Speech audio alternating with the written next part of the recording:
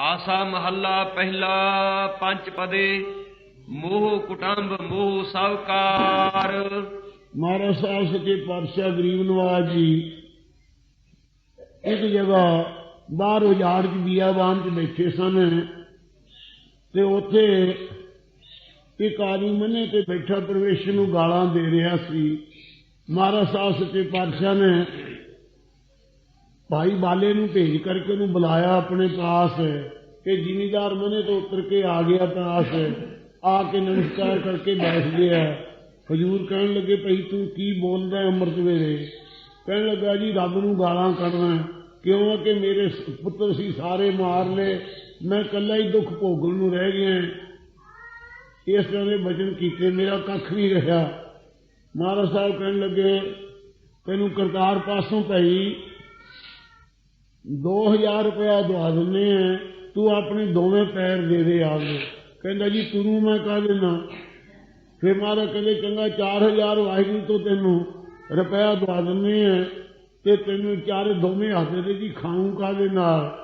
फिर महाराज कहने लगे चंगा तेनू 5000 रुपया करतार तो दवा दिने ते तू जवान दे दे मैं बोलूं का दे नाल। फिर महाराज साहब कहने लगे चंगा 1 लाख रुपया करतार दवा दिने अखां दे दे। कहंदी वेखूं का दे ना। महाराज कहते चंगा 1 करोड़ रुपया महाराज तो दवा दिने तेनू सिर दे दे। कहते मैं जिउंदा नहीं रहना फिर मैं करूं की। महाराज साहब ने उत्थे जन्म साखी तो कहती है सब कुछ गोबिंद ने दिया या दीनी मानक दे, साध संग हर भजन कर जन्म सफल कर ले। फिर जिमीदार नूं मोह जरोदे नूं समझ पई। हजूर ने उस वेले कहा भी मोह बड़ी परबल चीज है, ये तू औखा होवेगा इस मोह च पै के। गुरु महाराज साहब सच्चे पातशाह इस तरह उपदेश दे के चले गए। वो साध संगत जी करतार की नीयत ऐसी हुई वो जिमीदार दे परिवार कोई नहीं सी, कुछ समय पा के परिवार वाला हो गया, पुत्र भी हो गए, सब कुछ हो गए। ते बाला बुढ़ा होके बाली कल्पना करया करे। उन्होंने कल्पना करदे नूं वेख के महाराज कहंदे बाबा भजन करया कर। कहन लगा महाराज तुसीं मैनूं घर बार दा काम छडाउण लगे हो, मैं जे ना पहरा देवां ना इन्हां नूं पुत्तरां नूं कहां ते काम नहीं कख भी करदे। हजूर ने कहा चंगा मोह दी बड़ी प्रबलता है। उस वक्त आप चले गए। उसे साल में बजुर्ग गुजर गया।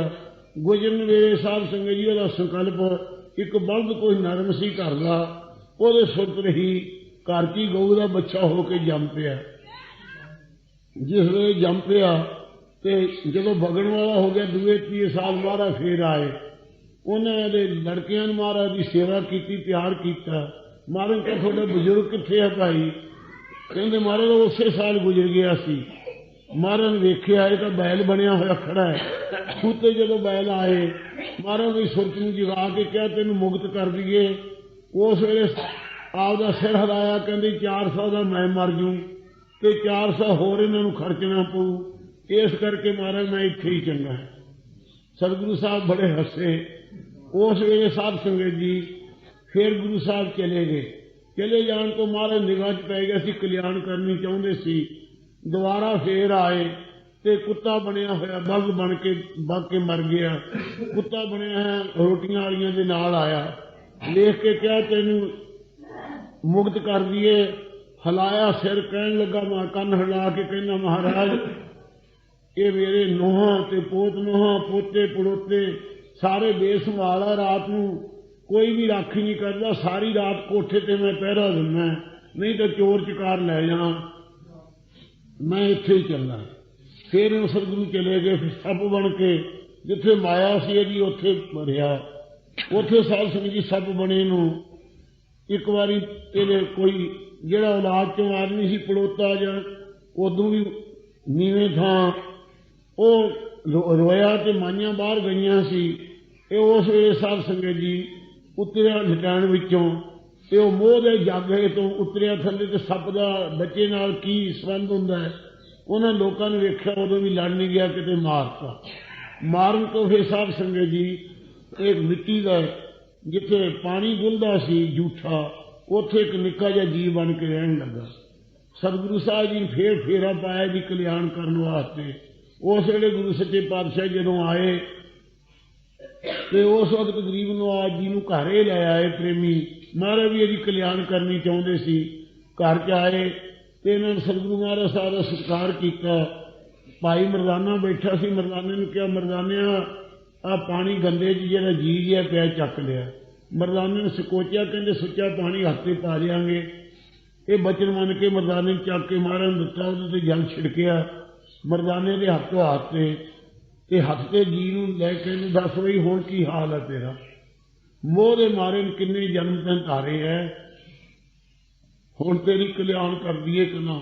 ਉਸ ਵੇਲੇ ਨੇ ਰੋ ਕੇ ਕਿਹਾ, ਮਹਾਰਾਜ ਹੁਣ ਮੈਂ ਬੜਾ ਦੁਖੀ ਹਾਂ, ਮੇਰੀ ਮੁਕਤ ਕਰੋ।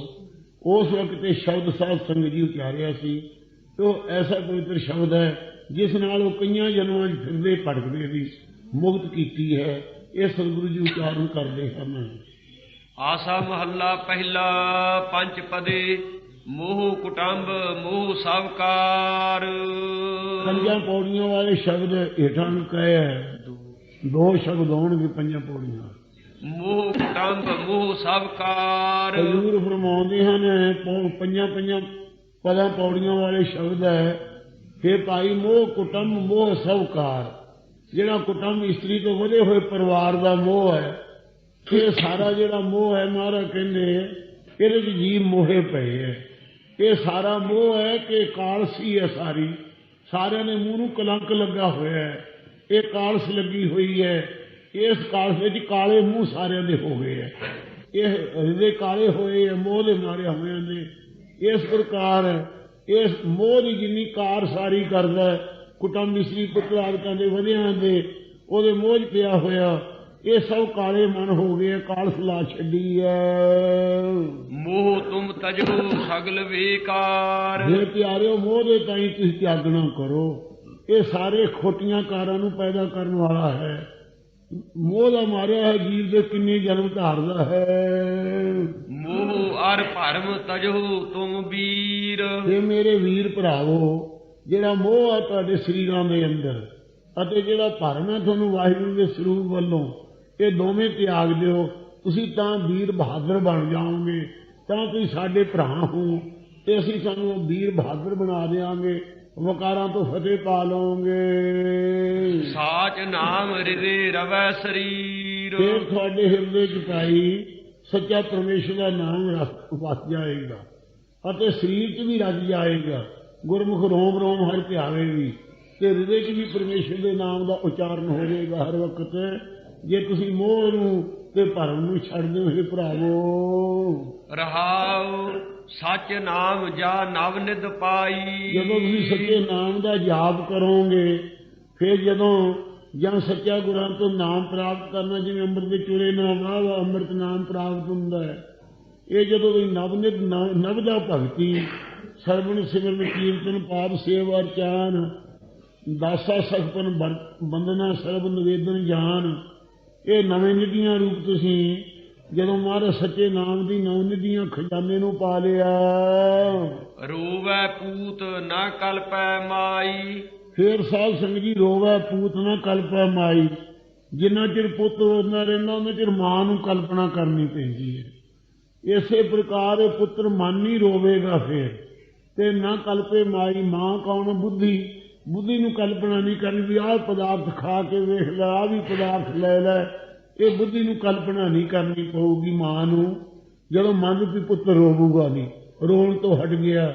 ਰੋਵੈ ਪੂਤ ਨਾ, ਇਹ ਮਨ ਰੂਪੀ ਪੁੱਤਰ ਰੋਵੇਗਾ। ਇਹਨੇ ਕਲਪੇ ਮਾਈ, ਮਾਇਆ ਦੀ ਕਲਪਨਾ ਨਹੀਂ ਕਰੂਗਾ ਇਹ। ਇਸ ਕਰਕੇ ਫਿਰ ਰੋਵੇਗਾ ਨਹੀਂ। ਇਹਦੀਆਂ ਕਲਪਨਾ ਸਾਰੀਆਂ ਮਿਟ ਜਾਣਗੀਆਂ।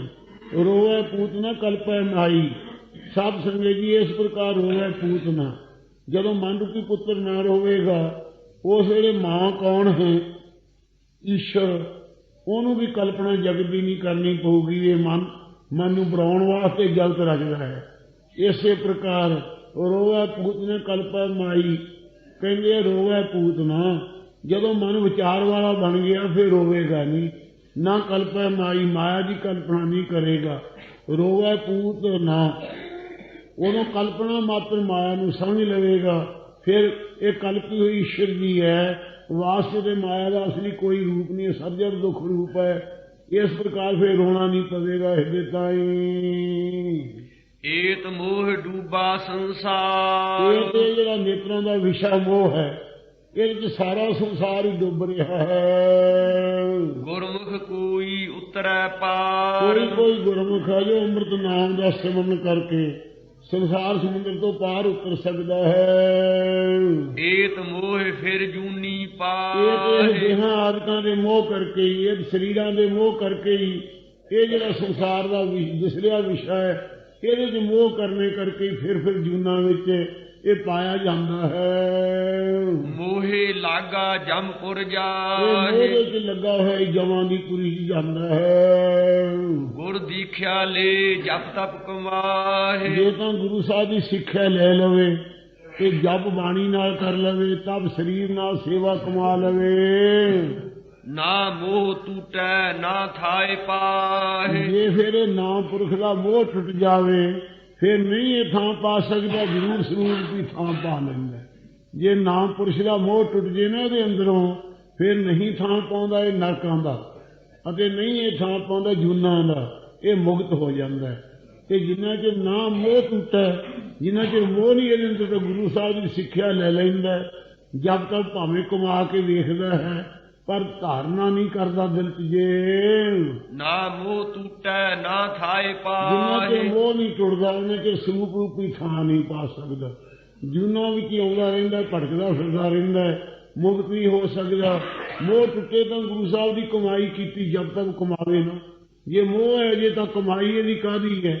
ਸੋ ਇਸ ਕਰਕੇ ਨਿਰਮੋਹ ਹੋ ਕੇ ਸਿਮਰਨ ਕਰੇ ਤੇ ਫੇਰ ਇਹਦਾ ਸਭ ਕੁਝ ਸਫਲਾ ਹੁੰਦਾ ਹੈ। ਨਾ ਮੋਹ ਟੁੱਟੈ, ਜਿਨ੍ਹਾਂ ਦੇ ਨਾਂ ਪੁਰਖਾਂ ਦੇ ਮੋਹ ਟੁੱਟ ਜਾਂਦਾ ਹੈ, ਨਾ ਥਾਏ ਨਾ ਪਾਹੇ। ਉਹ ਪੁਰਖ ਸਰੂਪ ਰੂਪੀ ਥਾਂ ਨੂੰ ਪਾ ਲੈਂਦੇ ਹੈ, ਉਹ ਮੁਕਤ ਹੋ ਜਾਂਦੇ ਹਨ। ਨਦਰ ਕਰੇ ਤਾਂ ਇਹੋ ਮੋਹ ਇਹ ਭਾਈ ਜਾਏ। ਤੇ ਮਹਾਰਾਜ ਸਾਹਿਬ ਕਿਰਪਾ ਦ੍ਰਿਸ਼ਟੀ ਕਰਨ ਤਾਂ ਇਹ ਹਿਰਦੇ ਦੇ ਅੰਦਰ ਮੋਹ ਦੀ ਨਿਵਰਤੀ ਹੁੰਦੀ ਹੈ, ਮਿਟਦਾ ਹੈ। ਨਾਨਕ ਹਰਿ ਸਿਉ ਰਹਿ ਸਤਿਗੁਰੂ ਸਮਾਏ। ਸਾਹਿਬ ਜੀ ਕਹਿੰਦੇ ਨੇ, ਫੇਰ ਭਾਈ ਹਰੀ ਅਕਾਲ ਪੁਰਖ ਦੇ ਵਿੱਚ ਇਹ ਪੁਰਖ ਸਮਾਇਆ ਰਹਿੰਦਾ, ਅਭੇਦ ਹੋ ਜਾਂਦਾ, ਜੰਮਣ ਮਰਨ ਤੋਂ ਰਹਿਤ ਹੋ ਜਾਂਦਾ। ਐਸੀ ਕਿਰਪਾ ਹੁੰਦੀ ਹੈ। ਆਸਾ ਮਹੱਲਾ ਪਹਿਲਾ। ਹੋਏ ਨਹੀਂ ਹੋ ਗਏ। ਨਦਰ ਕਰੇ ਤਾਂ ਇਹੋ ਮੋਹ ਜਾਏ। ਨਾਨਕ ਹਰਿ ਸਿਉ ਰਹਿ ਸਮਾਏ। ਵਾਹਿਗੁਰੂ ਜੀ ਕਾ ਖਾਲਸਾ। ਆਸਾ ਮਹੱਲਾ ਪਹਿਲਾ। ਆਪ ਕਰੇ ਸੱਚ ਅਲਖ ਅਪਾਰ। ਵਾਹਿਗੁਰੂ ਜੀ ਕਾ ਖਾਲਸਾ, ਵਾਹਿਗੁਰੂ ਜੀ ਕੀ ਫਤਿਹ। ਸਤਿਗੁਰੂ ਦੀ ਸਾਜੀ ਨਵਾਜੀ, ਗੁਰੂ ਖਾਲਸਾ ਸਾਹਿਬ ਸੰਗਤ ਜੀਓ। ਅੰਤਰਜਾਮੀ ਗਰੀਬ ਨਵਾਜ ਸਤਿਗੁਰੂ ਨਾਨਕ ਦੇਵ ਮਹਾਰਾਜ ਸਾਹਿਬ ਸ੍ਰੀ ਕਰਤਾਰਪੁਰ ਸਾਹਿਬ ਵਿੱਚ ਰਾਵੀ ਦੇ ਕਿਨਾਰੇ ਬੈਠ ਕੇ ਸੰਗਤਾਂ ਨੂੰ ਪਰਮ ਪਵਿੱਤਰ ਉਪਦੇਸ਼ ਬਖਸ਼ਦੇ ਹਨ। ਗਰੀਬ ਨਵਾਜ ਫਰਮਾਉਂਦੇ ਹਨ, ਹੇ ਪਿਆਰਿਓ, ਆਪ ਕਰੇ ਸੱਚ ਲੱਖ ਅਪਾਰ। ਸਾਰੀ ਸ੍ਰਿਸ਼ਟੀ ਨੂੰ ਆਪ ਹੀ ਪੈਦਾ ਕਰਨ ਵਾਲਾ ਹੈ, ਆਪ ਹੀ ਪਾਲਣਾ ਕਰਨ ਵਾਲਾ ਹੈ, ਆਪ ਹੀ ਪਰਲੋ ਕਰਨ ਵਾਲਾ ਹੈ, ਆਪ ਹੀ ਸੁਤੰਤਰ ਸਾਰੇ ਕਾਰੋ ਵਿਹਾਰ ਨੂੰ ਕਰਦਾ ਹੈ ਤੇ ਆਪ ਸੱਚਾ ਹੈ। ਸੱਚਾ ਨਾਸ ਤੋਂ ਰਹੇ ਤਾਂ ਤ੍ਰੀ ਕਾਲਵਾ ਦਸਤਮ ਸਤੁੱਤਮ, ਤਿੰਨਾਂ ਕਾਲਾਂ 'ਚ ਨਾਸ ਨਹੀਂ ਹੁੰਦਾ। ਉਹ ਫਿਰ ਅਲੱਖ ਹੈ। ਸਤਿਗੁਰੂ ਸਾਹਿਬ ਤੋਂ ਬਗੈਰ ਉਹ ਸਰੂਪ ਲਖਿਆ ਨਹੀਂ ਜਾਂਦਾ ਹੈ ਅਤੇ ਅਪਾਰ ਪ੍ਰਕਿਰਤੀ ਦੇ ਪਾਰਾਵਾਰ ਤੋਂ ਰਹਿਤ ਹੈ। ਹਉ ਪਾਪੀ ਤੂੰ ਬਖਸ਼ਣਹਾਰ। ਫੇਰ ਸੱਚੇ ਬਾਦਸ਼ਾਹ ਅਸੀਂ ਉਹਦੇ ਨਾਲ ਸੁਰਤ ਕਿਵੇਂ ਜੋੜੀਏ? ਤਾਂ ਮਹਾਰਾਜ ਕਹਿੰਦੇ ਇਸ ਤਰ੍ਹਾਂ ਬੇਨਤੀ ਕਰੋ ਕਿ ਹੇ ਮਹਾਰਾਜ, ਮੈਂ ਤਾਂ ਉਗਣਾ ਵਾਲਾ ਪਾਪੀ ਹਾਂ, ਤੂੰ ਬਖਸ਼ਣਹਾਰਾ, ਬਖਸ਼ਣ ਕਿਰਪਾ ਕਰ, ਬਖਸ਼ ਲੈ। ਤੇਰਾ ਭਾਣਾ ਸਭ ਕੁਛ ਹੋਵੇ। ਇਹ ਮਹਾਰਾਜ ਤੇਰਾ ਜੋ ਰਿਆ ਹੈ, ਭਾਣਾ ਹੈ, ਸੰਸਾਰ ਅੰਦਰ ਹੁਕਮ ਅਨੁਸਾਰ ਹੈ, ਸਭ ਕੀ ਵਰਤਾਰਾ ਵਰਤ ਰਿਹਾ ਹੈ। ਮਨ ਹਠ ਕੀਚੈ ਅੰਤ ਵਿਗੂਵੈ। ਜੋ ਤੇਰੀ ਰਿਆ ਤੋਂ ਉਲਟ ਅਸੀਂ ਕਰਨਾ ਚਾਹੀਏ ਕਿ ਐਂ ਕਰ ਲਈਏ, ਇਹ ਮਨ ਦੇ ਹੱਠ ਨਾਲ ਕਰਨੇ ਕਰਕੇ ਅੰਤ ਨੂੰ ਖਰਾਬ ਹੋਣਾ ਪੈਂਦਾ ਹੈ, ਭੋਗਣਾ ਪੈਂਦਾ ਹੈ। ਮਨ ਦਾ ਹੱਠ ਹੀ ਅੰਤ ਨੂੰ ਖਰਾਬ ਕਰਦਾ ਹੈ। ਇੱਕ ਪੁਰਖ ਦੇ ਪਾਏ ਮਨਮੁਖ ਕੀ ਮਤ ਕੂੜ ਵਿਆਪੀ। ਜਿਹੜੇ ਮਨੁੱਖ ਲੋਕ ਹੈ ਰਹਾ ਦੁਆਰਾ ਵਿਸ਼ਰਾਮ ਦੇ ਕੇ ਫਰਮਾਉਂਦੇ ਹੈ ਉਹ ਮਨੁੱਖਾਂ ਦੀ ਜਿਹੜੀ ਬੁੱਧ ਹੈ ਉਹ ਕੂੜ ਝੂਠੇ ਪਦਾਰਥਾਂ ਵਿੱਚ ਕੂੜ ਬੋਲਣ ਵਿੱਚ ਵਿਆਪੀ ਲੱਗੀ ਹੋਈ ਹੈ। ਬਿਨ ਹਰ ਸਿਮਰਨ ਪਾਪ ਸੰਤਾਪੀ। ਹਰੀ ਦੇ ਸਿਮਰਨ ਤੋਂ ਬਗੈਰ ਜੋ ਕੁਝ ਕਰੀਦਾ ਹੈ ਉਹਦੇ ਚ ਔਗਣ ਹੀ ਔਗਣ ਹੋਣਗੇ ਕਿ ਕਿਸੇ ਨੂੰ ਦੁੱਖ ਦੇਈਦਾ ਸੰਤਾਈਦਾ ਹੈ ਜਾਂ ਪਾਪ ਕਰੀਦੇ ਜਾਂ ਭਲੀ ਪ੍ਰਕਾਰ ਪਤੀ ਦਾ ਸਰੀਦਾ ਹੈ। ਇਹੋ ਕਲੇਸ਼ ਪਏ ਰਹਿੰਦੇ ਮਹਾਰਾਜ ਦੇ ਭਜਨ ਤੋਂ ਬਿਨਾਂ। ਗੁਰਮਤਿ ਤਿਆਗ ਲਾਹਾ ਕਿਛ ਲੇਵੋ। ਜਿਹੜੀ ਖੋਟੀ ਮੱਤ ਹੈ ਭਾਈ, ਭੈੜੇ ਆਚਾਰ ਕਰਨੇ, ਮਨ ਦੇ ਕੌਣ ਕਮਾਤਾ ਲੀਨੀ, ਪਰਦਾਰਾ ਨਿੰਦਿਆ ਰਸ ਰਚਿਓ ਰਾਮ ਭਗਤ ਨੇ ਕੀਨੀ। ਇਸ ਦੁਰਮਤ ਦਾ ਤਿਆਗ ਕਰਕੇ ਲਾਹਾ ਕੋਈ ਗੁਰਮਤ ਦੁਆਰਾ ਆਤਮਾ ਦੀ ਪ੍ਰਾਪਤੀ ਦਾ ਲੈਣਾ ਕਰੋ। ਜੋ ਉਪਜੈ ਸੋ ਅਲਖਾ ਭੇਵ। ਜੋ ਪੈਦਾ ਹੋਇਆ ਹੈ ਇਹ ਸਭ ਅੰਤਰਜਾਮੀ ਅਕਾਲ ਪੁਰਖ ਵਾਹਿਗੁਰੂ ਦੀ ਸੱਤਾ ਦੇ ਆਸਰੇ ਹੈ ਅਤੇ ਸੋ ਉਹੋ ਹੀ ਸਾਰਿਆਂ ਚ ਅਸ਼ੁੱਧ ਮਨ ਕਰਕੇ ਅਲੱਖ ਹੈ ਅਤੇ ਅਭੇਵੋ ਗੁਰਾਂ ਤੋਂ ਬਗੈਰ ਉਹਦਾ ਭੇਤ ਨਹੀਂ ਪਾਇਆ ਜਾਂਦਾ। ਜੇ ਤੁਸੀਂ ਭੇਤ ਪਾਉਣਾ ਚਾਹੁੰਦੇ ਹੋ, ਜੋ ਉਤਪੰਨ ਹੋ ਰਿਹਾ ਹੈ ਉਹ ਪਰਮੇਸ਼ਵਰ ਅੰਤਰਜਾਮੀ ਆਪ ਹੀ ਆਪ ਦੀ ਸੱਤਾ ਦੇ ਆਸਰੇ ਸਭ ਕੁਝ ਕਰ ਰਿਹਾ ਹੈ, ਪਰ ਗੁਰੂ ਸਾਹਿਬ ਤੋਂ ਬਗੈਰ ਉਹਦਾ ਭੇਤ ਨਹੀਂ ਲੱਗਦਾ ਤੇ ਅਲੱਖ ਸਰੂਪ ਲਖਿਆ ਨਹੀਂ ਜਾਂਦਾ ਅਸ਼ੁੱਧ ਮਨ ਕਰਕੇ। ਐਸਾ ਹਮਰਾ ਸਖਾ ਸਹਾਈ। ਇਹ ਜਿਹਾ ਜੋ ਪਰਮੇਸ਼ਵਰ ਜੀ ਦੇ ਲੱਖਣ ਹੋਣਗੇ ਉਹ ਸਾਡਾ ਸਖਾ ਮਾਤਾ ਦੇ ਗਰਭ ਦਾ ਹੈ, ਐਸ ਲੋਕ ਦੀ ਵੀ ਸਹਾਇਤਾ ਕਰਨ ਵਾਲਾ ਹੈ, ਸਖਾ ਪਿਆਰਾ ਸਹਾਇਕ ਹੈ। ਗੁਰ ਹਰ ਮਿਲਿਆ ਭਗਤ ਦਿਰੜਾਈ। ਗੁਰੂ ਅਕਾਲ ਪੁਰਖ ਆਪ ਹੀ ਮਿਲਿਆ ਸਾਡੇ ਤਾਈਂ, ਅਪਰੰਪਰ ਪਾਰ ਬ੍ਰਹਮ ਪਰਮੇਸ਼ਰ ਨਾਨਕ ਗੁਰ ਮਿਲਿਆ ਸੋਈ ਜੀਓ। ਉਹਨਾਂ ਨੇ ਹਰੀ ਨੇ ਆਪ ਹੀ ਕਿਰਪਾ ਕਰਕੇ ਆਪਦੀ ਭਾਵ ਭਗਤੀ ਦ੍ਰਿੜ ਕਰਾਈ ਹੈ ਦਿਲ ਚ। ਸਗਲੀ ਸੌਦੀ ਟੋਟਾ ਆਵੇ। ਇਹ ਗੁਰਮਤਿ ਦੁਆਰਾ ਦਾਤ ਪ੍ਰਾਪਤ ਹੋਈ ਹੈ ਕਿ ਸਾਰੇ ਸੌਦੇ ਕੋਈ ਜਪ ਕਰ ਲੋ, ਤਪ ਕਰ ਲੋ, ਸਵਰਗ ਦੀ ਪ੍ਰਾਪਤੀ ਕਰ ਲੋ, ਬਰਮ ਲੋਕ ਚ ਚਲੇ ਜਾਓ, ਸ਼ਲੋਕ ਸਮੀਪ ਸਰੂਪ ਸੂਝ ਮੁਕਤੀਆਂ ਦੇ ਅਧਿਕਾਰੀ ਸਰਗੁਣ ਅਵਸਥਾ ਦੇ ਬਣਨ ਦੀ ਯਤਨ ਕਰੋ। ਸਾਰਿਆਂ ਸੌਦਾਂ ਚ ਘਾਟਾ ਹੀ ਆਉਂਦਾ ਹੈ, ਟੋਟਾ ਹੀ ਆਉਂਦਾ ਹੈ। ਨਾਨਕ ਰਾਮ ਨਾਮ ਮਨ ਭਾਵ। ਇਸ ਕਰਕੇ ਪਰਮੇਸ਼ਵਰ ਦਾ ਜਿਹੜਾ ਨਾਮ ਹੈ ਰਮੰਤੀ ਰਾਮਾ ਰਮਿਆ ਹੈ, ਜੋ ਰਾਮ ਹੈ ਸਤਿਗੁਰੂ ਜੀ ਕਹਿੰਦੇ ਹੈ ਸਾਡੇ ਮਨ ਚ ਤਾਂ ਉਹੀ ਪਾਉਂਦਾ ਹੈ। ਹੋਰ ਸਾਰੇ ਕਿਤੇ ਵੀ ਚਲੇ ਜਾਓ ਸਭਨਾਂ ਥਾਵਾਂ ਚ ਘਾਟਾ ਹੀ ਘਾਟਾ ਹੈ। ਬਕੁੰਠ ਵਿੱਚ ਰਹਿਣ ਵਾਲੇ ਜੈ ਵਿਜੈ ਨੂੰ ਸਰਕਾਰਕਾਂ ਨੇ ਸਰਾਫ ਦੇ ਕੇ ਰਾਖਸ਼ ਬਣਾ ਦਿੱਤਾ ਸੀ, ਉਹਨਾਂ ਨੂੰ ਵੀ ਕ੍ਰੋਧ ਤਪਾਤਾ ਸੀ ਬਕੁੰਠ ਵਿੱਚ ਵੀ, ਅਤੇ ਫਿਰ ਵਿਸ਼ਨੂੰ ਜੀ ਨੇ ਆਪਦੇ ਚਰਨ ਦਿਖਾ ਕੇ ਸ਼ਾਂਤ ਕੀਤਾ ਸੀ। ਕਿਉਂ ਸਾਰਿਆਂ ਸੌਦਾਂ 'ਚ ਟੋਟਾ ਹੀ ਆਉਂਦਾ ਹੈ। ਪਰਮੇਸ਼ਵਰ ਦਾ ਨਾਮ ਹੀ ਸਾਡੇ ਮਨ ਚੰਗਾ ਲੱਗਦਾ ਹੈ। ਆਸਾ ਮਹੱਲਾ ਪਹਿਲਾ ਚੌਪ ਦੇ ਵਿਦਿਆ ਵਿਚਾਰੀ ਤਾਂ ਪਰ ਉਪਕਾਰੀ। ਸਤਿਗੁਰੂ ਸਾਹਿਬ ਜੀ ਦੇ ਪਾਸ ਕਈਆਂ ਚੀਜ਼ਾਂ ਦੇ ਨਿਰਣੇ ਕਰਨ ਵਾਸਤੇ ਅਧਿਕਾਰੀਆਂ ਨੂੰ ਬੇਨਤੀ ਕੀਤੀ। 4 ਪੌੜੀਆਂ ਵਾਲੇ ਸ਼ਬਦ ਮਾਰਾ ਉਚਾਰਦੇ ਹਨ। ਵਿਦਿਆ ਵਿਚਾਰੀ ਤਾਂ ਪਰ ਉਪਕਾਰੀ। ਮਹਾਰਾਜ ਕਹਿੰਦੇ ਵਿਦਿਆ ਵਿਚਾਰੀ ਹੋਈ ਤਾਂ ਭਾਈ ਸਫਲੀ ਹੈ ਜੇ ਪਰਉਪਕਾਰੀ ਹੋਵੇ। ਜੇ ਕਿਸੇ ਦੂਸਰੇ ਦੇ ਉਪਕਾਰ ਕਰੇ, ਸਹਾਇਤਾ ਕਰੇ ਤਾਂ ਵਿਦਿਆ ਵਿਚਾਰੀ ਹੋਈ ਹੈ। ਜੇ ਪਰਉਪਕਾਰ ਹੀ ਨਹੀਂ ਕਰਦਾ ਤਾਂ ਵਿਦਿਆ ਕਾਹਦੀ ਵਿਚਾਰੀ। ਅਨਪੜ੍ਹ ਸਮਝਣਾ ਚਾਹੀਏ ਉਸ ਪੁਰਖ ਦੇ ਤਾਈ। ਵਿਦਿਆ ਵਿਚਾਰੀ ਉਹਨਾਂ ਨੇ ਵਿਦਿਆ ਸਾਰੀ ਵਿਚਾਰ ਲਈ ਹੈ। 4 ਵੇਦ, 6 ਸ਼ਾਸਤਰ, 18 ਪੁਰਾਣ, 27 ਸਿਮਰਤੀਆਂ। ਜੇ ਪਰਉਪਕਾਰੀ ਹੋ ਗਿਆ ਹੈ, ਜੇ ਪਰਉਪਕਾਰੀ ਹੈ ਤਾਂ ਸਾਰੀਆਂ ਵਿਦਿਆ ਨੂੰ ਵਿਚਾਰ ਲਈਆਂ। ਬ੍ਰਹਮ ਵਿਦਿਆ ਆਦਿਕ, ਪਦਾਰਥਕ ਵਿਦਿਆ ਆਦਿਕ ਸਭਨਾਂ ਦੀ ਉਹਨੂੰ ਵਿਚਾਰ ਪ੍ਰਾਪਤ ਹੋਈ ਹੈ। ਜਾਂ ਪੰਜ ਰਾਸੀ ਤਾਂ ਤੀਰਥ ਵਾਸੀ। ਜੇ ਸਾਧ ਸੰਗਤ ਜੀ ਪੰਜੇ ਸਤ ਸੰਤੋਖ ਦਇਆ ਧਰਮ ਵਿਚਾਰ ਇਹਨਾਂ ਦੀ ਰਾਸ ਇਹਦੇ ਪਾਸ ਹੈ ਤਾਂ ਤੀਰਥਾਂ ਦੇ ਵਸਣ ਵਾਲਾ ਜਾਣਨਾ ਕਰੋ। ਜਾਂ ਪੰਜੇ ਜਿਨ੍ਹਾਂ ਨੇ ਵਿਸ਼ੇ ਸ਼ਬਦ ਸਪਰਸ਼ ਰੂਪ ਰਸ ਗੰਧ ਇਹਨਾਂ ਨੂੰ ਰਾਸ ਸਚਾਈ ਚ ਜਾਂਦਾ। ਪੰਜੇ ਗਿਆਨ ਇੰਦਰੀਆਂ ਨੂੰ ਅੱਖਾਂ ਨਾਲ ਮਹਾਰਾਜ ਦਾ ਸਰੂਪ ਹੀ ਵੇਖਦਾ, ਕੰਨਾਂ ਨਾਲ ਮਹਾਰਾਜ ਜਾਸੀ ਸੁਣਦਾ, ਰਸਨਾ ਨਾਲ ਉਸੇ ਦੇ ਗੁਣ ਹੀ ਗਾਉਂਦਾ ਹੈ। ਇਸ ਪ੍ਰਕਾਰ ਪੈਰਾਂ ਨਾਲ ਸੁਸੰਗ ਚੱਲ ਕੇ ਮਿਲਦਾ, ਹੱਥਾਂ ਨਾਲ ਟਹਿਲ ਕਰਦਾ ਹੈ। ਜੇ ਪੰਜੇ ਇੰਦਰੀਏ ਰਾਸ ਕਰ ਲਏ ਹੈ ਤਾਂ ਤੀਰਥਾਂ ਤੇ ਵਸਣ ਵਾਲਾ ਸਮਝੋ ਹਮੇਸ਼ਾ ਉਹ ਤੀਰਥ ਤੇ ਵਸਦਾ ਹੈ। ਜਾਂ ਪੰਜ ਰਾਸੀ ਜਿਨ੍ਹਾਂ ਦੇ ਪੰਜੇ ਗਿਆਨ ਇੰਦਰੀ ਰਾਸ ਸਚਾਈ ਚ ਆ ਗਏ ਹੈ, ਤਾਂ ਉਹ ਆਤਮਾਨੰਦ ਰੂਪੀ ਤੀਰਥ ਤੇ ਵਸਣ ਵਾਲਾ ਹੈ। ਘੁੰਗਰੂ ਵਾਜੈ ਜੇ ਮਨ ਲਾਗੈ। ਘੁੰਗਰੂ ਆਦਿਕਾਂ ਦੇ ਬਾਜੇ ਨਿਰਤਕਾਰੀ ਕਰਨ ਵੇਲੇ ਪੈਰਾਂ ਨੂੰ ਬੰਨ੍ਹ ਕੇ ਵਜਾਉਂਦੇ ਹੁੰਦੇ ਹੈ। ਮਹਾਰਾਜ ਕਹਿੰਦੇ ਨੇ ਘੁੰਗਰੂ ਆਦਿਕਾਂ ਦਾ ਬਾਜਾ ਇਹ ਹੈ ਭਾਈ ਵੱਜਣਾ, ਜੇ ਮਨ ਲਾਗੈ। ਜੇ ਪਰਮੇਸ਼ਰ ਚ ਮਨ ਲੱਗ ਜੇ ਤਾਂ ਉਹਦੇ ਸਾਰੇ ਘੁੰਗਰੂ ਆਦਿਕਾਂ ਦੇ ਬਾਜੇ ਵੱਜ ਪਏ। ਸਾਰੇ ਉਹਨਾਂ ਨੂੰ ਬਾਜੇ ਵਜਾ ਲਏ ਆ, ਕੋਈ ਬਾਜੇ 'ਚ ਕਮੀ ਨਹੀਂ ਰਹੀ। ਮਹਾਰਾਜ ਕਹਿੰਦੇ ਘੁੰਗਰੂ ਨਾਲ ਘੋਰੜੂ ਜਦੋਂ ਵੱਜਦਾ ਹੁੰਦਾ ਨਾ ਆਦਮੀ ਦਾ ਅੰਤ ਦਾ ਸਮੇਂ ਦਾ, ਜੇ ਉਦੋਂ ਵੀ ਵਾਹਿਗੁਰੂ 'ਚ ਮਨ ਲੱਗ ਜਾਵੇ, ਅੰਤ ਦੇ ਸਮੇਂ ਵੀ ਏਕ ਚਿਤਿ ਏਕ ਛਿਨ ਧਿਆਇਓ, ਕਾਲ ਫਾਸ ਕੇ ਵਿੱਚ ਨ ਆਇਓ। ਹਾਂਜੀ, ਤਉ ਜਬ ਕਹਾ ਕਰੇ ਮੋਹ ਸਿਉ ਆਗੈ। ਜੇ ਉਦੋਂ ਮਨ ਲੱਗ ਜੇ ਘੋਰੜੂ ਵੱਜਣ ਵੇਲੇ ਵੀ ਪਹਿਲਾਂ ਲੱਗਾ ਹੋਏ ਤਾਂਹੀਓ ਲੱਗੂ ਨਾ ਉਸਦਾ, ਤਾਂ ਫਿਰ ਜਮ ਸਾਨੂੰ ਅੱਗੇ ਪਰਲੋਚ ਕੀ ਕਰ ਸਕੇਗਾ। ਕੋਈ ਡਰ ਨਹੀਂ ਜਮਦਾ ਵੀ ਹੈ। ਰਹਾਉ ਆਸ ਨਿਰਾਸੀ ਤਉ ਸੰਨਿਆਸੀ। ਸੰਨਿਆਸੀ ਤਾਂ ਹੋ ਸਕਦਾ ਹੈ ਜਿਹਦੀਆਂ ਆਸਾਂ ਸੁੰਨ ਹੋ ਜਾਣ, ਸਾਰੀਆਂ ਆਸਾਂ ਮੁੱਕ ਜਾਣ।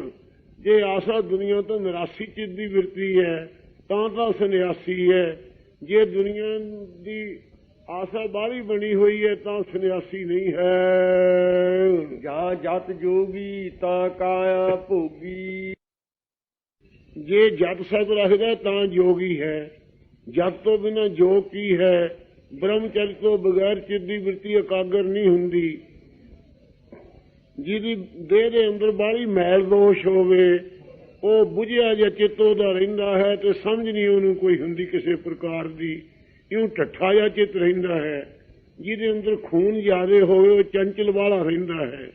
ਜਿਹਦੇ ਅੰਦਰ ਬ੍ਰਹਮਚਰਜ ਕਾਇਮ ਉਹ ਧੀਰਜ ਵਾਲਾ ਹੁੰਦਾ ਹੈ, ਟਿਕਾਅ ਵਾਲਾ ਹੁੰਦਾ। ਇਹ ਗੁਣ ਹੁੰਦੇ ਹੈ। ਇਸ ਕਰਕੇ ਮਹਾਰਾਜ ਕਹਿੰਦੇ ਜੇ ਜਤ ਹੈ ਤਾਂ ਜੋਗੀ ਹੈ, ਜੇ ਜਤ ਨਹੀਂ ਤਾਂ ਜੋਗੀ ਕਾਹਦਾ। ਆਗੇ ਪਾਛੇ ਰੋਗੇ ਪੂਤ ਜੋਗੀ ਗਿਰੀ ਜਟਾਂ ਵਿਭੂਤ। ਜੋਗੀ ਥੋੜੋ ਹੋ ਸਕਦੇ, ਗ੍ਰਸਤੀ ਆ ਉਹ।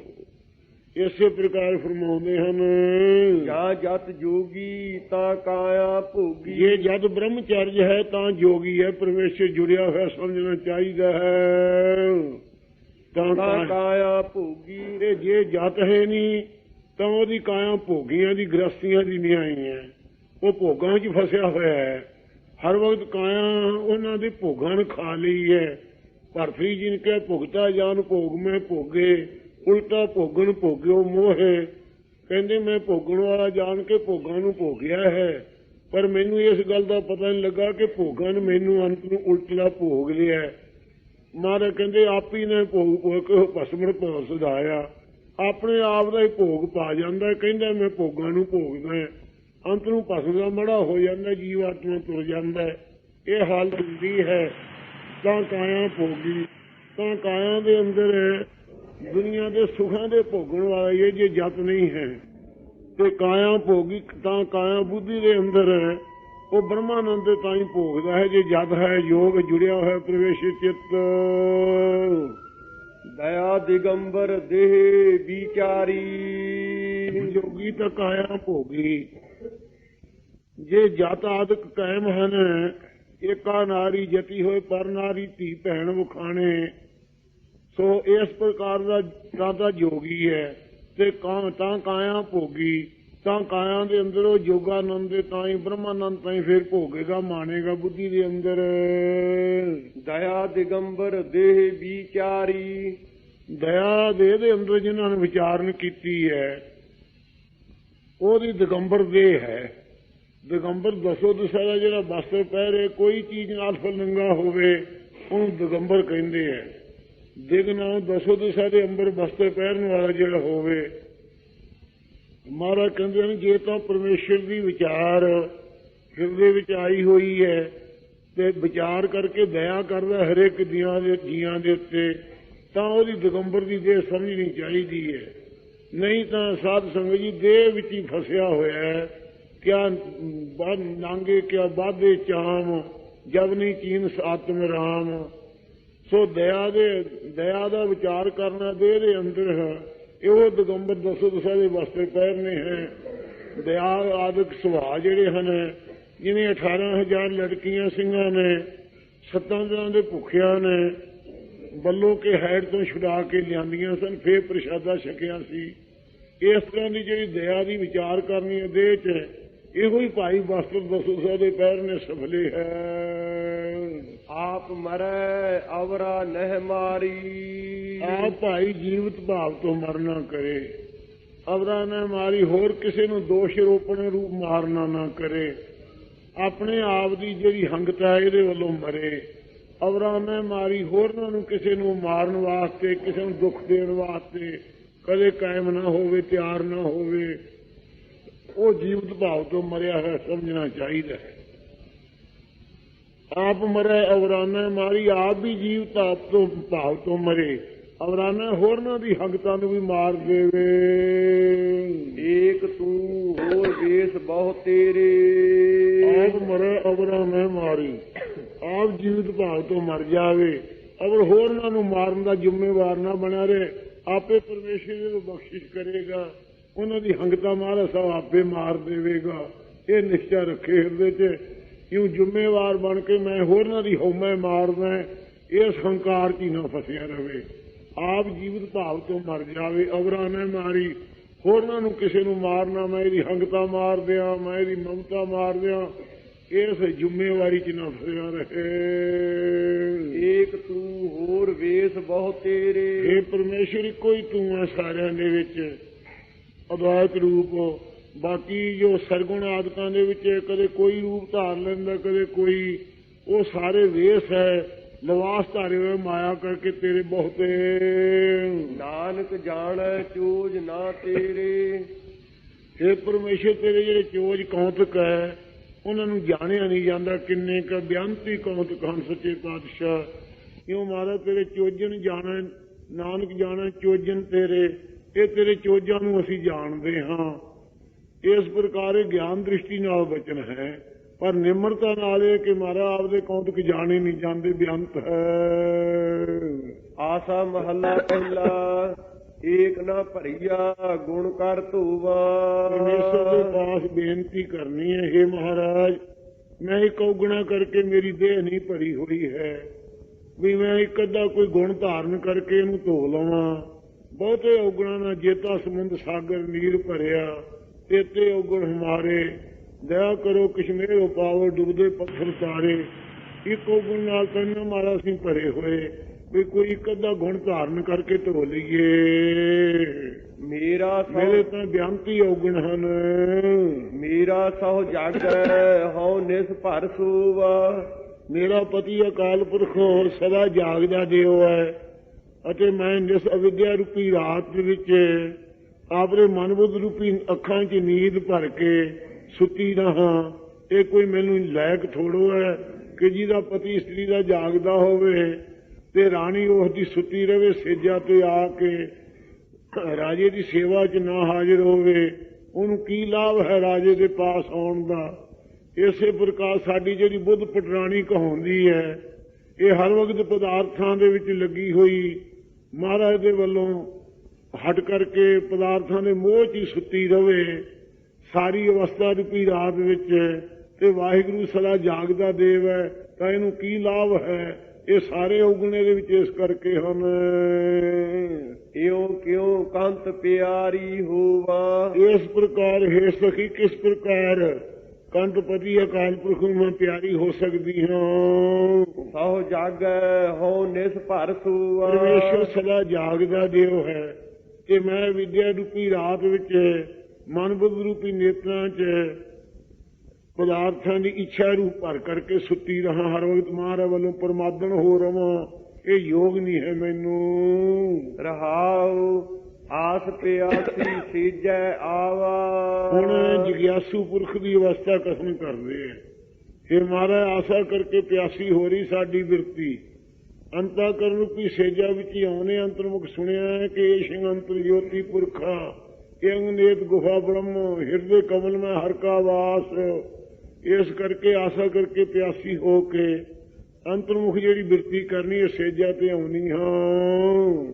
ਆਗੈ ਸਹਿ ਭਾਵਾ ਕਿ ਨਾ ਭਾਵਾ। ਅੱਗੇ ਮਹਾਰਾਜ ਸਹਿਪਤੀ ਜੋ ਪਰਮੇਸ਼ਰ ਹੈ, ਉਹਨੂੰ ਖਬਰਾਂ ਮੈਂ ਭਾਵਾਂਗੀ ਕਿ ਨਾ ਭਾਵਾਂਗੀ। ਕਿਉਂਕਿ ਉਹਨਾਂ ਦੀ ਜਿਸ ਤਰ੍ਹਾਂ ਦੀ ਮਹਾਂਪੁਰਖਾਂ ਦੀ ਸਰਦਾ ਹੈ, ਉਹ ਰੋਮ ਰੋਮ ਚ ਉਸ ਪਰਮੇਸ਼ਰ ਨੂੰ ਵੇਖਦੇ ਹਨ, ਤੇ ਅਸੀਂ ਕਿੰਤਨ ਥੋੜਾ ਮਾਤਰ ਵੀ ਚੇਤੇ ਨਹੀਂ ਕਰਦੇ। ਕੀ ਪਤਾ ਹੈ ਕਿ ਉਸ ਪਰਮੇਸ਼ਰ ਨੂੰ ਭਾ ਜਾਈਏ ਕਿ ਨਾ ਭਾਵੀਏ। ਕਿਆ ਜਾਣਾ ਕਿਆ ਹੋਏਗਾ ਰੀ ਮਾਈ। ਉਤਮ ਸਖੀ ਦੇ ਪਾਸ ਮੱਧਮ ਸਖੀ ਬੇਨਤੀ ਕਰਦੀ ਹੈ, ਤਤਵੇਤਿਆਂ ਦੇ ਪਾਸ ਹੈ ਜਿਗਿਆਸੂ ਅਰਦਾਸ ਕਰਦੇ ਹੈ, ਕਿਆ ਜਾਣਾ ਕਿਆ ਹੋਏਗਾ ਰੀ ਮਾਈ। ਕੀ ਜਾਣੀਏ ਇਹ ਮੇਰੀ ਮਾਤਾ ਪਿਤਾ ਰੂਪ ਸੰਤ ਜਨੋ, ਕੀ ਹਾਲਤ ਹੋਵੇਗੀ ਸਾਡੀ। ਹਰ ਦਰਸ਼ਨ ਬਿਨ ਰਹਿਣ ਨਾ ਜਾਈ। ਪਰ ਚਿੱਤ ਦੀ ਮਨ ਦੇ ਅੰਦਰ ਪ੍ਰੀਤ ਇੰਨੀ ਹੈ, ਹਰੀ ਦੇ ਦਰਸ਼ਨ ਤੋਂ ਬਿਨਾਂ ਸਾਡੇ ਪਾਸੋਂ ਰਿਹਾ ਨਹੀਂ ਜਾਂਦਾ, ਕਿੰਚਿਤ ਮਾਤਰ ਥੋੜਾ ਕਾਲ ਵੀ। ਰਹਾਉ ਪ੍ਰੇਮ ਨਾ ਚਾਖਿਆ ਮੇਰੀ ਤਿਸ ਨਾ ਬੁਝਾਨੀ। ਫਿਰ ਸਖੀ ਪਛਤਾਵਾ ਕਿਉਂ ਕਰਦੀ ਹੈ, ਤਾਂ ਕਹਿੰਦੀ ਹੈ ਪ੍ਰੇਮ ਨਾ ਚਾਖਿਆ, ਮੈਂ ਮਹਾਰਾਜ ਦੇ ਪ੍ਰੇਮ ਰਸ ਨੂੰ ਚਖਿਆ ਨਹੀਂ ਹੈ, ਵਾਹਿਗੁਰੂ ਦੇ ਪ੍ਰੇਮ ਨੂੰ ਧਾਰਨ ਨਹੀਂ ਮੈਂ ਕਰ ਸਕੀ। ਇਸ ਕਰਕੇ ਮੇਰੀ ਰਸਾਂ ਕਿਸਾਂ ਦੀ ਜਿਹੜੀ ਤ੍ਰਿਸ਼ਨਾ ਸੀ ਉਹ ਅਜੇ ਬੁਝੀ ਨਹੀਂ, ਇੱਛਾ ਬਣੀ ਰਹਿੰਦੀ ਹੈ ਪਦਾਰਥਾਂ ਦੀ। ਫੇਰ ਵੀ ਗਿਆ ਸੋ ਜੋਵਨ ਧਨ ਪਛਤਾਨੀ। ਜਿਹੜੀ ਸ਼ੌਂਕ ਅਵਸਥਾ ਹੈ, ਯੁਵਾ ਅਵਸਥਾ ਮੇਰੀ ਚਲੀ ਗਈ ਹੈ, ਇਸ ਕਰਕੇ ਸੋ ਧਨ ਪਛਤਾਨੀ ਹੈ। ਜਿਹੜੀ ਧਨ ਜਿੰਦ ਹੈ ਸਾਡੀ ਅਭਾਸ਼ ਬਿਰਤੀ, ਇਹ ਪਛਤਾਪ ਕਰਦੀ ਹੈ ਕਿ ਫੇਰ ਕਦੋਂ ਸ਼ੌਂਕ ਆਉਣਾ ਹੈ। ਫਰੀਦਾ ਜੋਬਨ ਜਾਂਦੇ ਨਾ ਡਰਾਂ, ਜੇ ਸੋ ਪ੍ਰੀਤ ਨ ਜਾਏ, ਕੀਤੀ ਜੋਬਨ ਪ੍ਰੀਤ ਬਿਨ ਸੁੱਕ ਗਏ ਕੁਮਲਾਏ। ਇਉਂ ਸ਼ੌਂਕ ਅਵਸਥਾ ਰੂਪੀ ਜਵਾਨੀ ਚਲੀ ਗਈ ਹੈ, ਇਹ ਧਾਨੇ ਜਿੰਦ ਪਛਤਾਪ ਕਰਦੀ ਹੈ।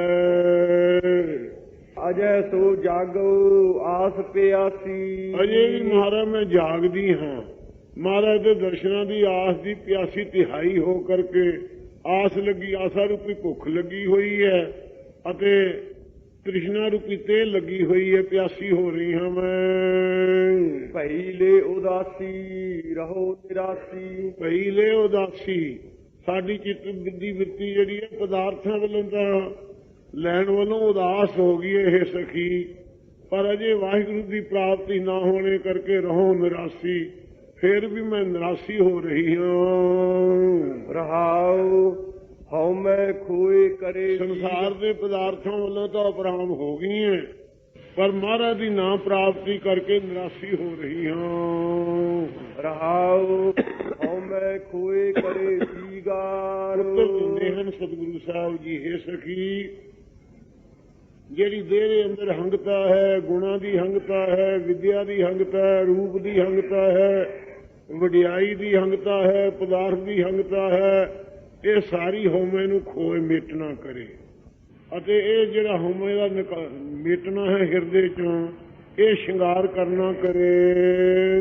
ਤਉ ਕਾਮਣ ਸੇਜੈ ਰਵੈ ਪਤਾਰ। ਭਾਈ ਇਹ ਕਾਮਣ ਜਿਹੜੀ ਚਾਹਵਾਨ ਸੁਭਾਸ਼ ਬਿਰਤੀ ਹੈ, ਤਾਂ ਅੰਤਾ ਕਰਨ ਰੂਪੀ ਸੇਜਾ ਦੀ ਪਤਾਰ ਜੋ ਸਾਖੀ ਚੇਤਾ ਕੇਵਲ ਨਿਰਗੁਣਾ ਸਰੂਪ ਹੈ, ਉਹਦੇ ਤਾਂ ਹੀ ਰਵੈ ਮਾਣ ਸਕਦੀ ਆਨੰਦ ਨੂੰ ਉਸਦੇ ਨੂੰ। ਤਉ ਨਾਨਕ ਕੰਤੈ ਮਨ ਭਾਵੈ।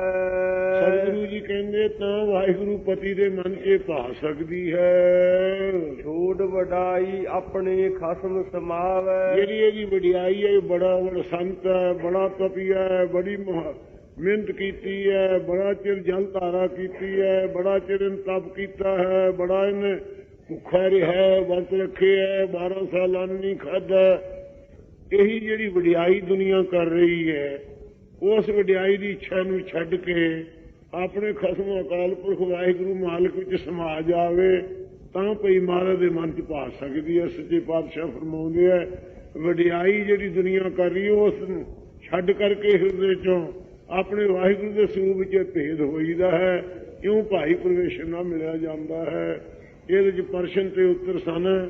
ਪਹਿਲਾਂ ਵਿਯੋਗ ਦੀ ਅਵਸਥਾ ਸੀ, ਫਿਰ ਆਸ ਸੀ, ਤੀਜੀ 'ਚ ਪ੍ਰਾਪਤੀ ਦੱਸੀ ਹੈ। ਰਹਾਉ